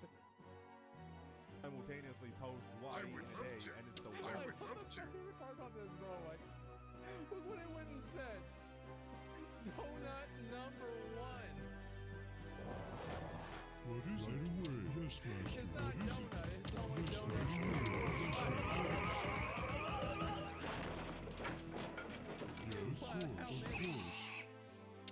What I eat in a day, and it's the worst food ever. Like, the solution to your problem is right there. Fries and an impossible cheeseburger. It's on your account, you fucking wanker. But the worst thing these people do Hour is that of they'll judgment genuinely is close convince at hand themselves as that the there's orcish nothing hordes wrong stand with ready being to obese. sweep across this domain like a pestilence and seize the capital of Lordaeron. Standing vigilant above the plains like the descending arm of Twilight itself is the violent citadel of Dalaran. The citadel, serving as sanctum and haven to the mages of Lordaeron, is the last barrier between the orcs and their subjugation of humanity. Manifested in the combined magical prowess of all mages within the Alliance, this place must fall for the Horde to conquer Lordaeron. Fortunately, Orgrim Doomhammer has saved his greatest weapon, ready to unleash it upon the unsuspecting Alliance at just this moment.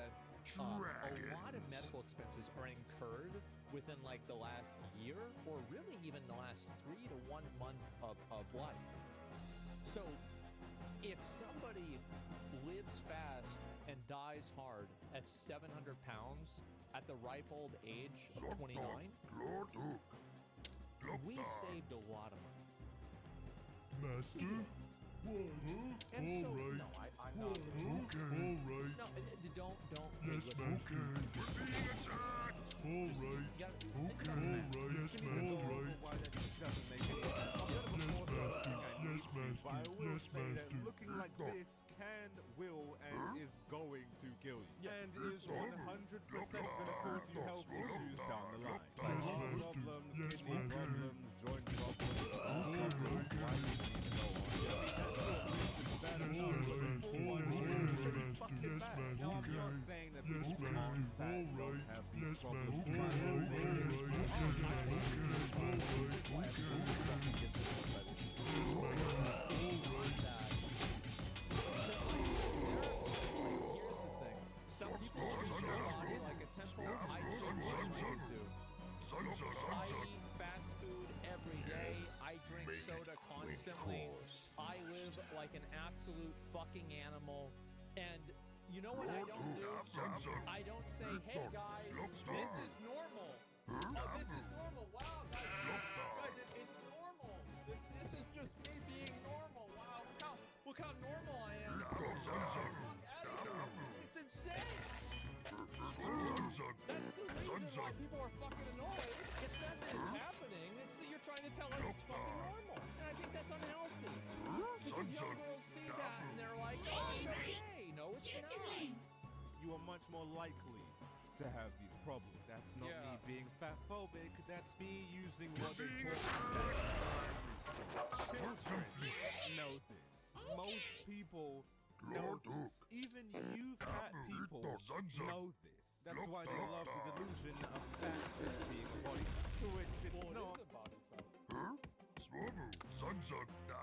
Fentanyl is a type of substance. And you know what else is not a type of substance? Lettuce. So fentanyl and lettuce are both substances.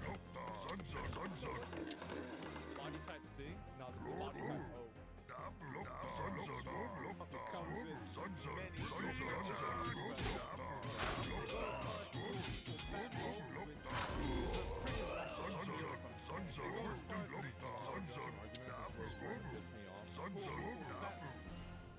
which fat phobia is not abortion because fat people can just lose weight. I like how she puts F at T. Do you have a take on why it's only fat women?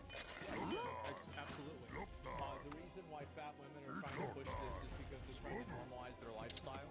And fat guys don't have the same type of, so as a guy, your appearance is like 40% of why a girl is going to pick you. And, I mean, it's general, right? I mean, but for me, it's 39. Shut the fuck up. Just think about what I'm trying to say. Ready to work. It's like 40%, but like as a girl, it's closer to like 60, 70, or 80%.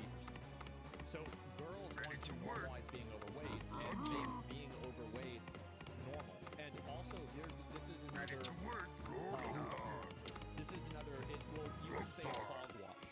The belief that back in the day, being fat was considered attractive.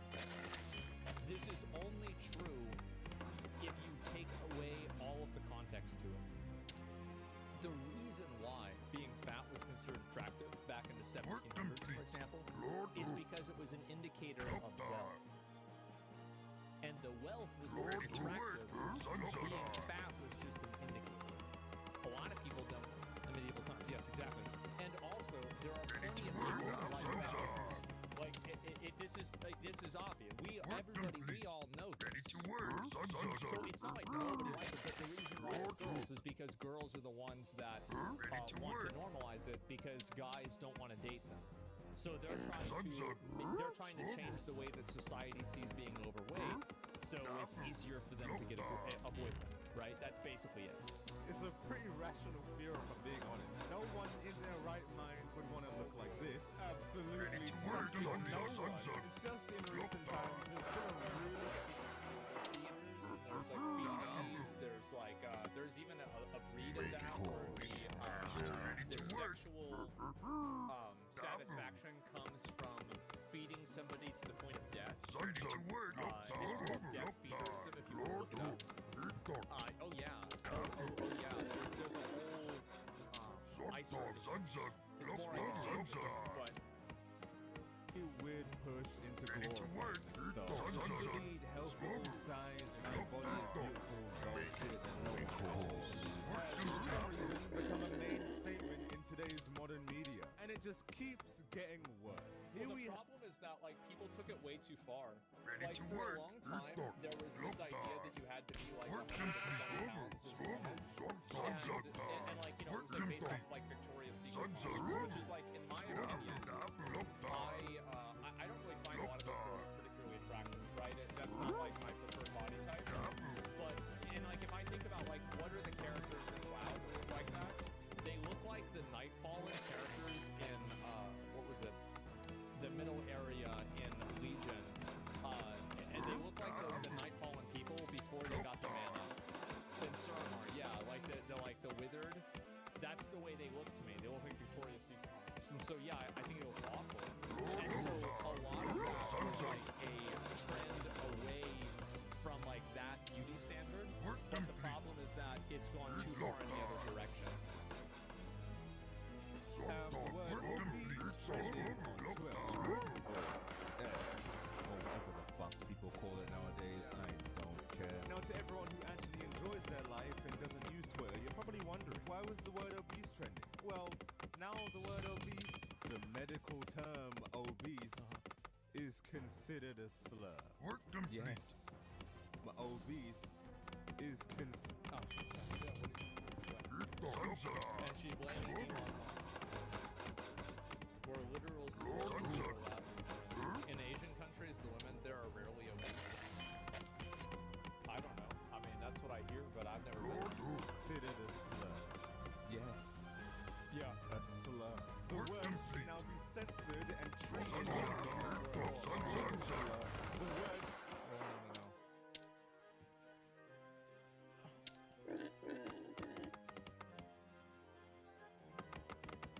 Mercedes claims that obesity is a slur used to exact violence on fat people, particularly black, disabled, trans, poor, fat people, and offers a fat ode to care that students are instructed to analyze, taking note of which sections most resonate for you. How much do you guys want to bet that the person who said that originally has a job at a company that is not... it is not crucial for that company to produce its product. They have a non-essential job. Yeah, I think this is 100%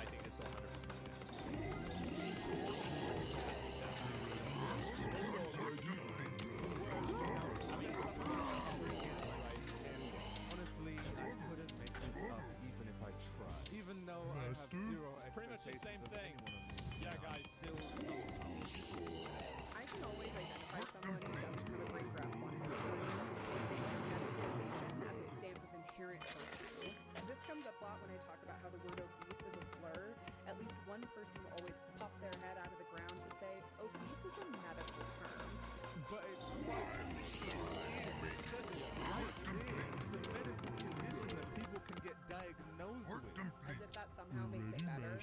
No, that would just not make it a slur. It would make it a medical condition. You know what else used to be a medical term? Like a lot of bad shit we can't say anymore. Because we realized it was stigmatizing as fuck. You know what else actively helps? Here's the thing, is that if you change the word obese to being something else, like, I don't know, you can come up with any word, right? It doesn't really matter. People will turn that word into a slur. And the examples of words that were used back in the day as medical distinctions that turned into slurs, the only ones that we really don't use anymore are the ones that were racially, like Mongol or something like that. We don't use that word anymore because that's a racially charged word. It's a bad thing to say. You don't say that. And so, at least, like, you know, most people don't say it. It's been changed. Autism, right, exactly. And so, there are other examples, but I think that's probably the best one. Maybe retard, yeah. The bull? Obesity. You fucking twat. And unlike words, obesity actually harms people on a biological level. And even if you call it something else like round or big-bodied or Because it's Yeah, people are just going to use whatever word that you use as an insult. It doesn't matter. It's like you're just moving the goalposts and obfuscating things so you can make it seem like people can't say what your lifestyle is bad. That's the only thing they're doing. derogatory term. It's a health problem. People are still gonna suffer from obesity whether you call it obesity. Well, I would expect, actually, if you keep changing the name of it, that, you know, it actually becomes harder for people to deal with. Right? I mean, like, think about, for example, like, how many times they've changed, like, PTSD wasn't originally called PTSD. You know, they used to call it in World War I shell shock. And I think that, like, the constant changing of that term, this is a George Carlin thing, right? Is that the constant changing of that term was done, and I think it did a disservice to veterans because it was like you're resetting the awareness of the issue. Very well. Never thought I'd ever have to explain Language are both constantly evolving. The medical establishment is not exempt from Well, this. science isn't necessarily updating. Our understanding of science is updating. Yes. These are two very different things. It's actually a particularly strong example of how this happens. We don't need to look too far back into history at all to see how medical terminology and practices change. Yeah, well, that's due to medical technology. The reason why medical practices change is because something else will. Due to technological advances. Yeah. Back in the day, they didn't have technology to pinpoint each medical issue. But now, that's not even the reason. The real reason why it's changed is because the better, more effective solution was discovered. That's the reason why it's changed. So it's like, yeah, this is really bad. Okay, maybe we should measure these because we can test it and that has led us to this conclusion. we do. With that knowledge, we can tell that being morbidly obese is not good for you. For example, homosexuality is no longer diagnosed as a mental illness. Female hysteria is not something that's diagnosed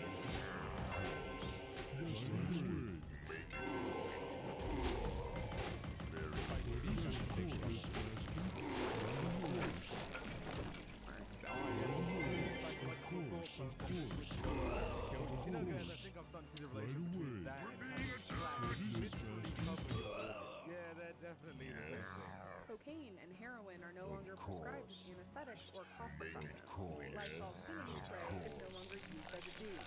We don't perform ice pick lobotomies anymore. And doctors no longer advocate for the health benefits of smoking cigarettes. Oops. You know, it's almost that's because there was testing, experimentation, and peer-reviewed research that arrived at the conclusion that these things were bad. That's why they were changed. Crazy. Like there's a way for doctors to tell if there's something biologically harmful to you. Yeah. I wonder if they can still do that.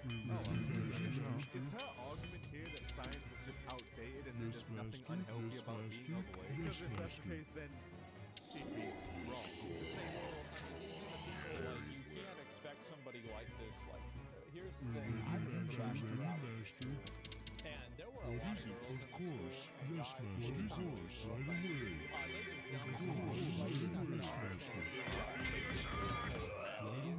They don't know how to do multiplication. This person is like, you know, 150 years ago, 1,500 years ago, this person would be perfect for taking big rocks and turning them into little rocks with a big rock. They would be great for this.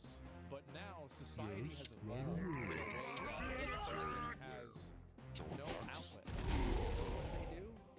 They make videos justifying being fat on TV. That's the next best thing. The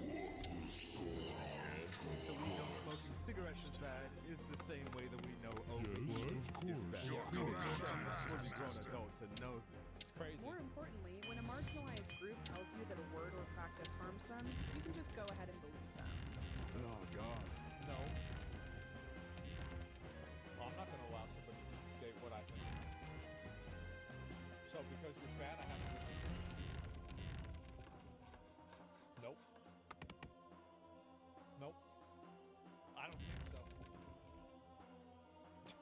That's just about it.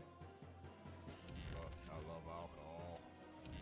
I love me some alcohol. Listen, I think you've had too much. I think you might be an alcoholic. Hey. You can't say that word. That word is a slur. Say that word. I'm sorry, man. I know the word alcoholic might be harsh, but this is your 13th drink. I think you might have had too many. No. You know what? I'm sick and tired of people using that derogatory term against me. I don't think you understand just how harmful that word is. So pour me another fucking pint, or else I'm gonna put my boot up your bollocks.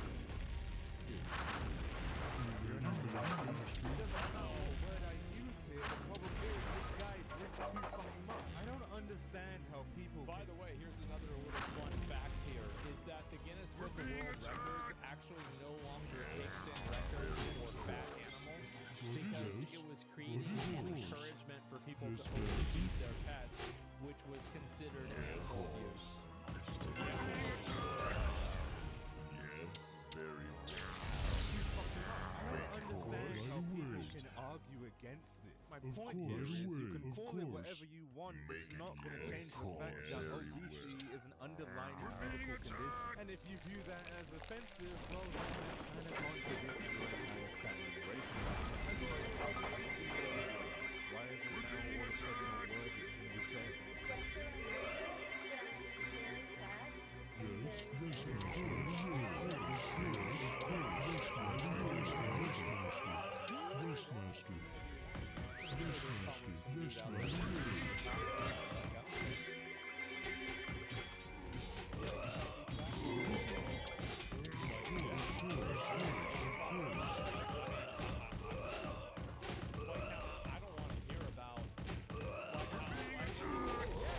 That's fine. The problem is, like, it's not that you're fat. Like, you be fat all you want. Who cares? Well, I just don't want to hear about how it's healthy. So you can set the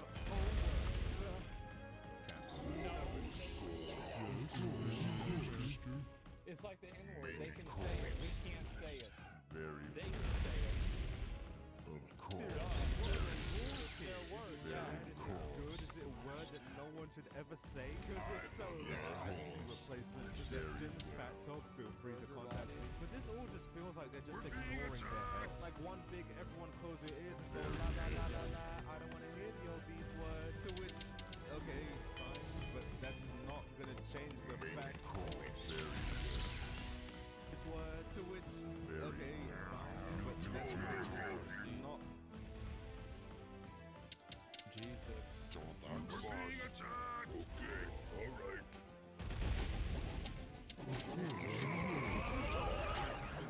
Of course. Oh my god. Of course. Yes, master. You're gonna change the fact that you are obese. Oh, sorry. I meant you're plus sized. And so is the plaque of arteries. Good luck with And it doesn't describe how large something Yes, is. master. Well, Yes, actually- master. Obesity isn't Yes, master. true. Obesity Right is away, actually of a course. defined We're ready, amount, master. and that's how bodybuilders are classified as obese. The word obese is an adjective. And is a word That's how used to you have describe. morbidly obese, because that's also a definition, which is 100 pounds above the normal weight. Yes, of I course. belong Right to away. me, so no, you're Of wrong. course, Yeah, of course. that's not even true. Of course. Right away. Yes, master. Yes, master. Yes, We don't say that that house is obese. The term obesity comes with judgment. Got it. Obesity discipline. Yes, master. What?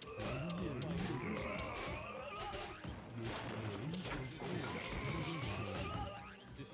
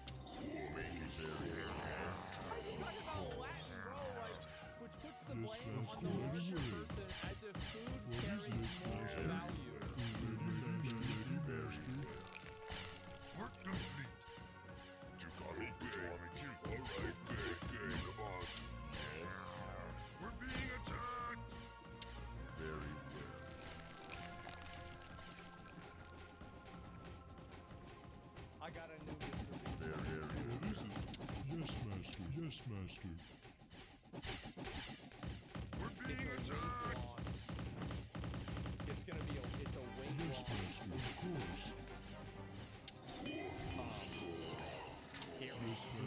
Right? And so what you do is you put a big open air place and have the walls just be like 6 feet tall. So just like look down on it, and then you can put a bunch of people in this area. And you can put them inside of the area with these small holes that if they get thin enough and they lose enough weight, they can stay. And then the last one to leave gets a free like surgery to have like their like that stomach surgery.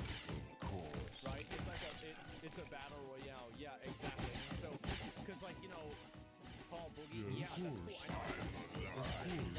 Mr. Beast could rebuild the brand. You could call it the Hunger Games. Of course. Yes. Of course. Judge me. Let's not change the fact that being obese is bad. It's not neutral. It's fucking bad.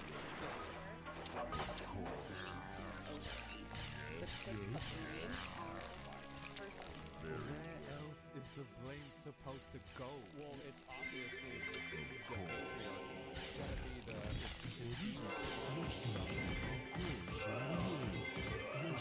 Let's see what else. It's probably like the school system. I mean, there's gotta be a lot of reasons, right?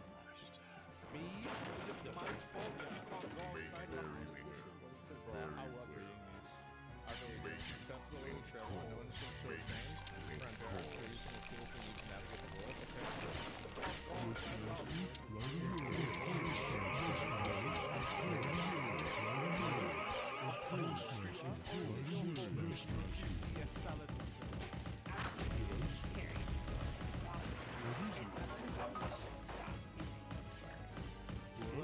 Obviously it doesn't hold moral value. It's just food.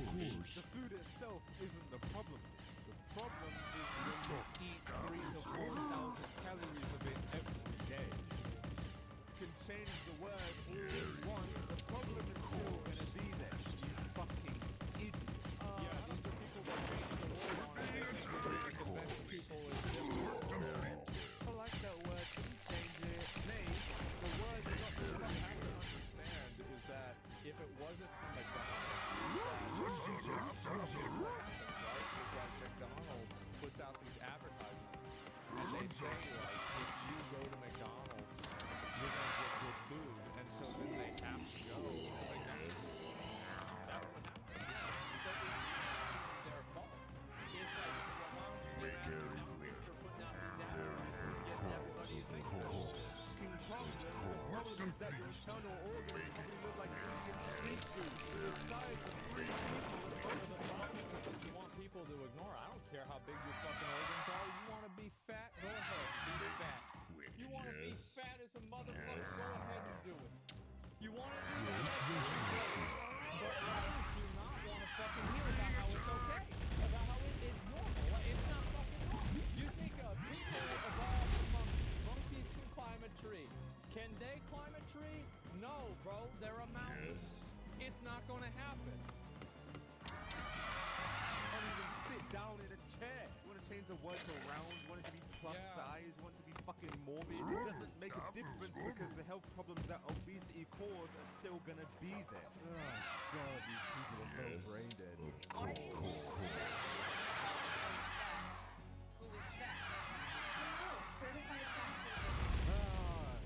God, at this point, I can just... Sometimes you just have to look at him and you know what he's gonna do.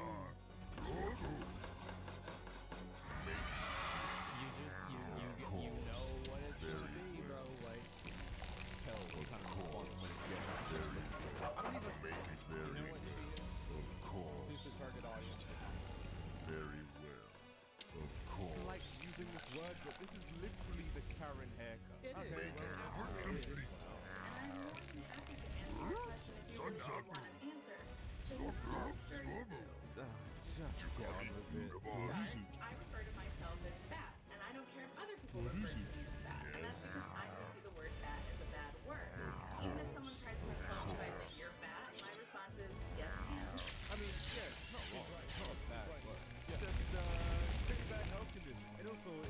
face, then why the fuck does everyone... I'm also not a big fan of, like, so if somebody is... Of course. Like, being mean to somebody for being fat is fundamentally being mean. And I don't agree that a lot of the cases where it's like...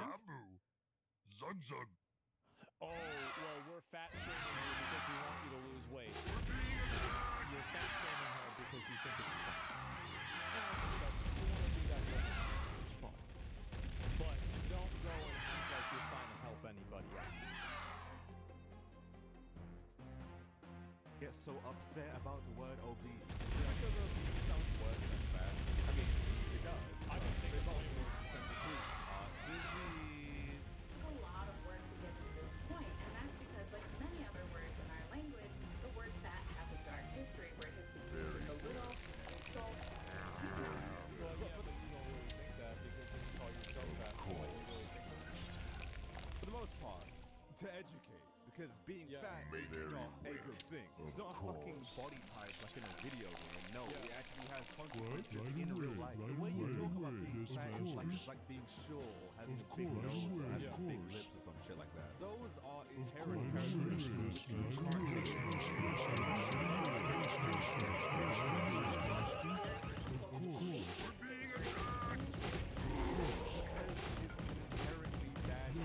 High blood pressure, high cholesterol, joint issues, digestion issues. Why do you need to go on?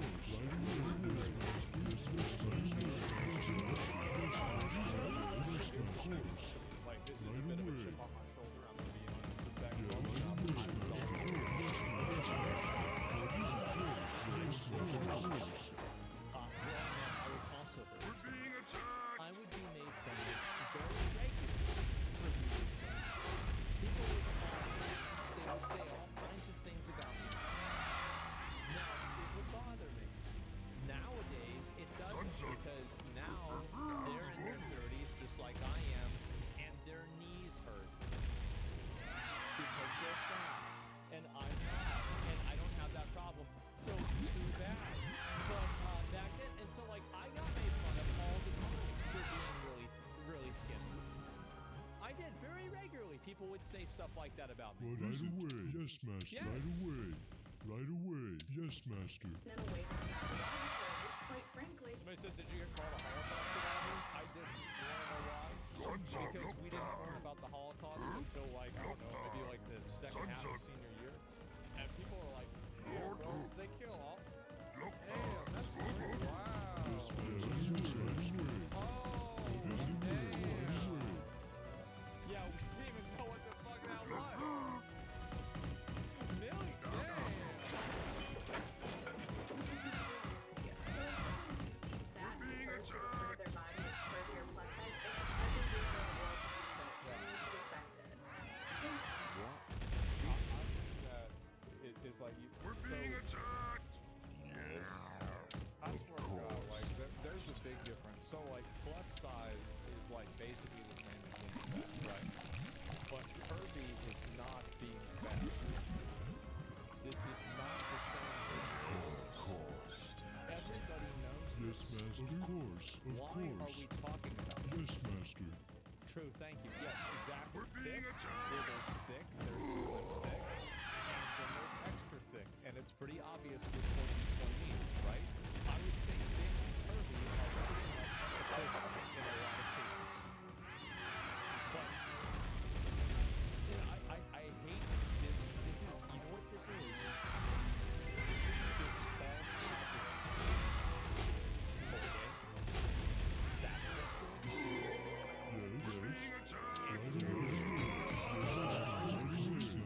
Yes, master. Friends. Does it make? Listen, hey, if you'd rather be called plus size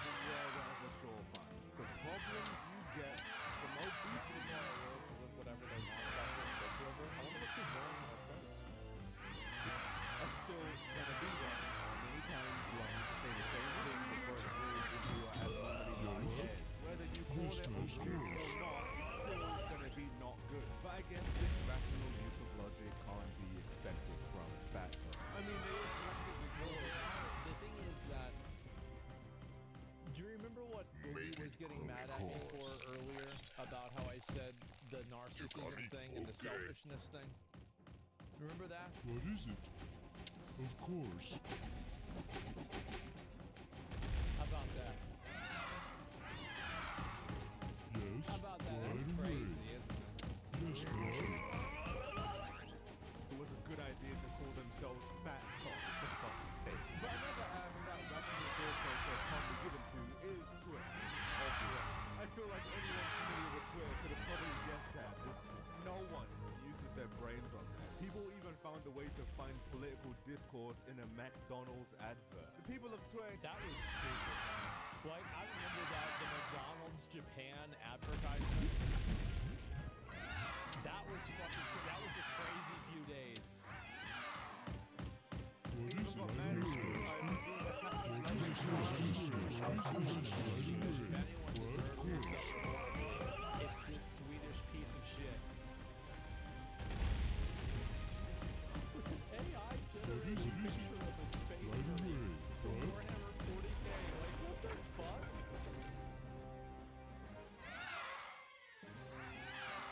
What? Right away. Of course.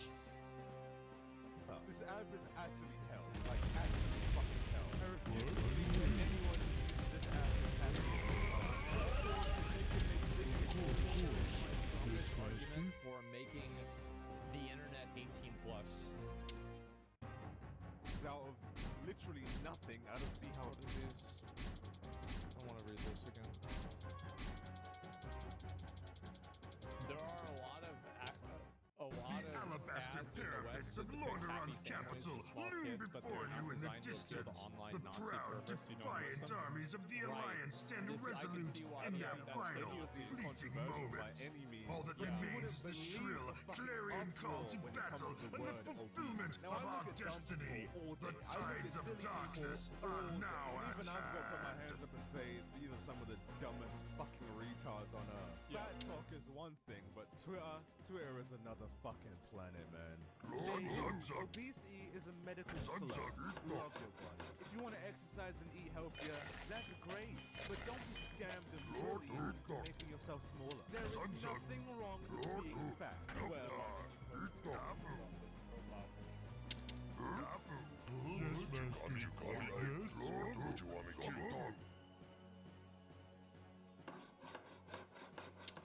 I don't know. Who knows? Work complete. I fucking beg to differ. This shit kills people, you know. Well, I guess my main question here is how is weight loss a scam? I mean, yeah, sure, there are some Simple, because they probably think, you know, here's why it's a scam.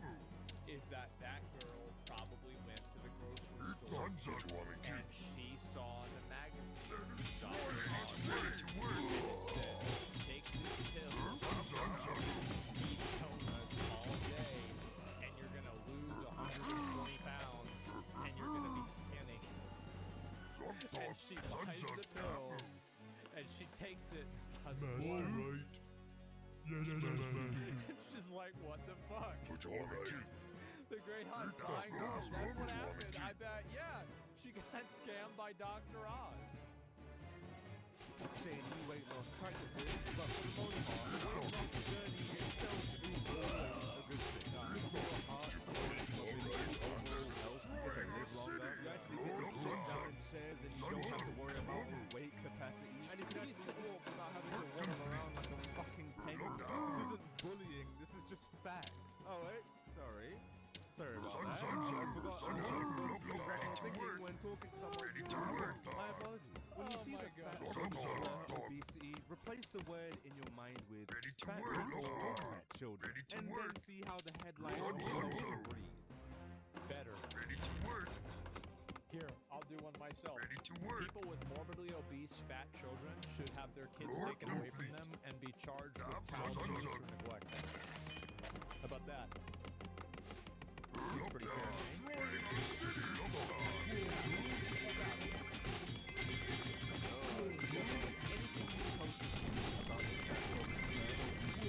Something you're supposed to do to fat people. And the reason why the word is a slur is because it makes you forget that fat people are people.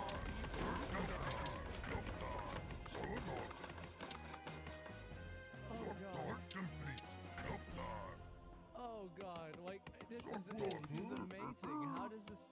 Where do these people come from? This is amazing. How do you do this? Hey, no, mate. No. Whenever someone makes the statement that they want to get rid of obesity, they're trying to become illness obesity. So this person thinks they're gonna like, yeah, we're gonna round up all the fat people. Who the fuck said that? What are you talking about? Is people have and not the people, because they will live a lot shorter lives if they don't get rid of it. Obesity is not about people, it's a health condition. Whenever someone says I want to get rid of cancer, they're not saying they want to kill it. Kill every kid with cancer. We're gonna get out. We're gonna end cancer in children. We're gonna get them all together.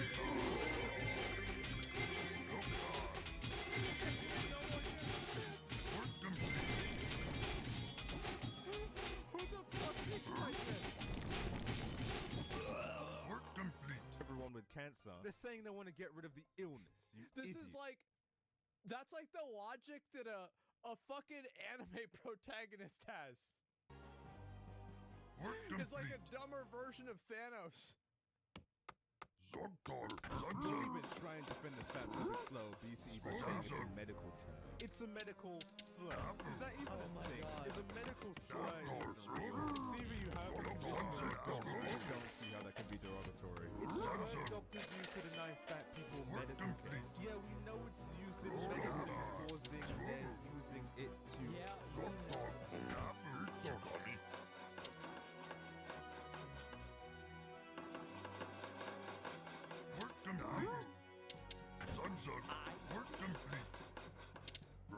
That what they're trying to say is that maybe the medicine is killing them.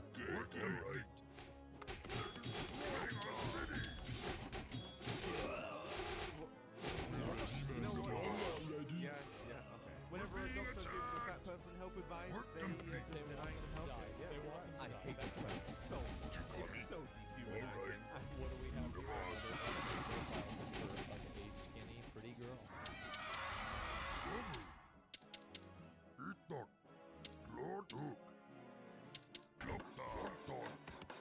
It's crazy how, like, the dissonance can be right in front of you, and you can't see it. Ready to work.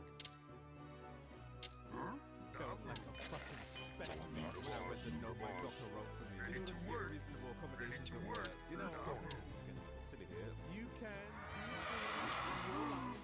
I don't know what they could possibly do. There are some things out there that can help you lose weight. I don't know what they could possibly do, but they are out there.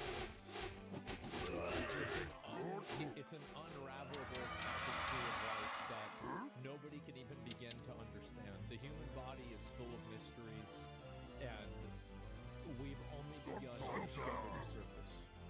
It's a medical mystery. There's nothing that you can do. And so, if you don't like being obese, then you could maybe just an idea. The term obese is a slur, violent, dehumanizing. It's anti-black. Well, it's anti-black. The only implication that you could make with that is racist. That's crazy. Wow. As a colored clown myself, I don't see how. How can a biological health condition be racist? It's simple. It's because that's a bad word, and the bad people have all the bad words, and so they're bad. It's simple. Hey skinnies, the word obesity is a fat-phobic slur. Stop interacting with hosts that use it as a way to combat fatness. I fucking hate that shit. Look at this. Another cute, in-shape girl. I wonder if she's fat. I bet she's not. If you're not fat, stay out of fat people's business. And if you disagree, literally block. I love how the idea is that fat people are like another. It's like an interest group, right? You have Asian Americans, white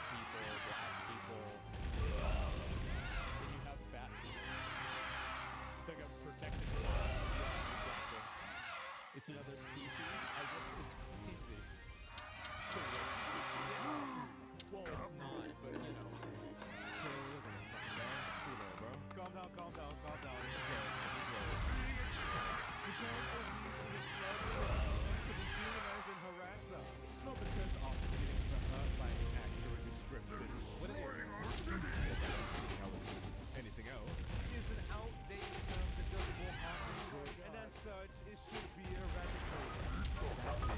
I've said it many times before, and I'll say it again. Just because you get rid of the word doesn't mean you get rid of what it actually is. The causes and effects of obesity are still going to be a thing, whether you call it... But like, if you think about it from their perspective, that if you stop calling people fat, maybe being fat will go away and it will become normal. Because like, that's the way they're thinking of it. That's what it is. Why are we acting like these insane opinions? The less than 0.01% population we're talking about? So the reason why it's problematic is that these people put themselves in positions of authority and they use this thinking to dictate what other people can and can't say. These are the people that work at your HR office who are constantly trying to call you in, that are mad at you for making some harmless joke. These are the people who are unreasonable and they want everybody else in the world to accommodate them reasonable behavior. So I think that's the reason why I don't want to be told what to think by these people. They're fucking annoying. Actually, that's the reason why. I mean, what are we talking about? It's a lot of minority. And here's the other problem, right? Is that people accommodate this because they think that they're being nice. Oh yeah, let's be nice. I think it's also nice. I think that next time, you know, Cletus the crackhead needs another hit of heroin or fentanyl, I'm just gonna give it to him. Because like, look, if he wants it, it's just I'm being a nice guy. I'm just being a nice guy. I mean, there it is. Obesity or not, how hard it is to understand. It's almost like education is illegal wherever you people are from. My God. Mercedes claims that obesity is a slur used to exact violence on fat people, particularly black, disabled, trans, poor fat people. Oh God, I'm starting to change. They're like, this is like whenever I would say something bad, I could never just be a racist. I have to be a homophobic, racist, misogynist, transphobe. Like, they can never play with one piece. They have to use the entire exodia. Really feel my brain melt by some of this bullshit. What are you talking about? Honestly, what are you talking about? The medical term used to diagnose people is now claimed to be violent. This can't be real life. They want to be victims so bad. It's so fucking good. You'll never see anyone defend anorexia or chain smoking. So why would you? I think this is the wanting to be a victim thing. It's a huge, huge issue. To do it for obesity. God, this is so fucking weird. Now, I'm not going to claim to be a medical professional by any means, because I'm really not. I only studied anatomy, physiology, and nutrition for around a year. But even with the little amounts of information I have on the subject, I still have more than enough knowledge to claim that being morbidly obese is not a good thing. It's not like a neutral body type like in a video game which has no impact on your gameplay. No, it's not like that. It's a serious medical condition and is terrible for you. You don't even need to study anything to understand that. I feel like most people can tell what a healthy body looks like compared to an unhealthy one. As long as you have more than 2 lines on your brain, then you should be able to know that. And yet, we have these people. But not only has this ideology seeped itself onto TikTok and Twitter, but it's also seeped itself into actual medical professionals. Honestly, I wish I was joking. You are obese. Please don't ever let a doctor or a healthcare provider tell you that you need to lose weight before they investigate further a symptom. Great point. He's totally right. That doctor is 100% right. He is. He's totally right. Absolutely. You have to be just a guy in a costume. Yeah. Okay? There is no way you have a medical license. Days. No, I think this is cut out of context. It was. And I think that obviously if you let him explain his point of view, that it would make perfect sense. Because there are instances where people are dismissed because, like, any problem they have is because they're overweight, and the doctors do dismiss them based off of that, and they don't do further testing. And in fact, the problem could be something different, and it's not being treated properly. This is a huge problem with diagnoses and treatment, and it's absolutely valid and completely true. Dare a medical healthcare provider provide medical healthcare? That's just ridiculous. If you are clinically diagnosed with obesity, then you should lose the weight. If a medical Absolutely, but that doesn't necessarily mean that every other ailment that you have is a direct outcome of that obesity, right? I think that's what the person is saying, which makes sense. professional tell you Yeah, it to do seems so, out of context. then you should probably do so. A reliable medical professional who actually uses biology, not this melee. If they want to delay it now, or getting imaging, or having to see a specialist, if they want to delay that, the system is wait first. You need to push back. She's right. Or you need to find something else. Yeah, true. Why? If you're obese and suffering from symptoms and you decide to lose the weight, there is a high possibility that those symptoms can lessen that, making treatment. It is. There is a possibility, but the possibility is not 100%. And I think that it's high enough to where it's worth doing a test and to check and see. A lot easier for everyone involved. Any doctor in their right state of mind would understand this. Because your health problems are not just blamed on your obesity, Which is very true. that you have. Yeah, you graduated on Roblox, bro. Yeah, no, it definitely is. It is the case. That is absolutely true. He's right. There's no fucking way you have a master's degree. This may be news. Somebody brought up a really good point in chat. They said, have you ever noticed that all of the people that are promoting obesity are really young? That is interesting. Because I think that you're right. I didn't see a lot of older people that were promoting obesity. I wonder why. Maybe.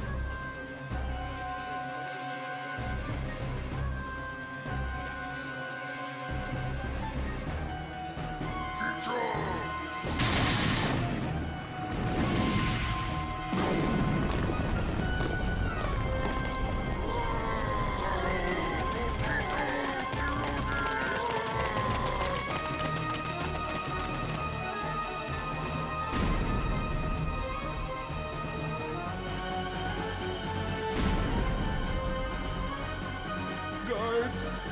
Like having 5 stacks of Sunder armor, okay? So, like, if you have 5 stacks of Sunder armor, a attack that would maybe do like 100 damage to you would now do 200 damage, right? It's like a debuff, right? In PoE, it's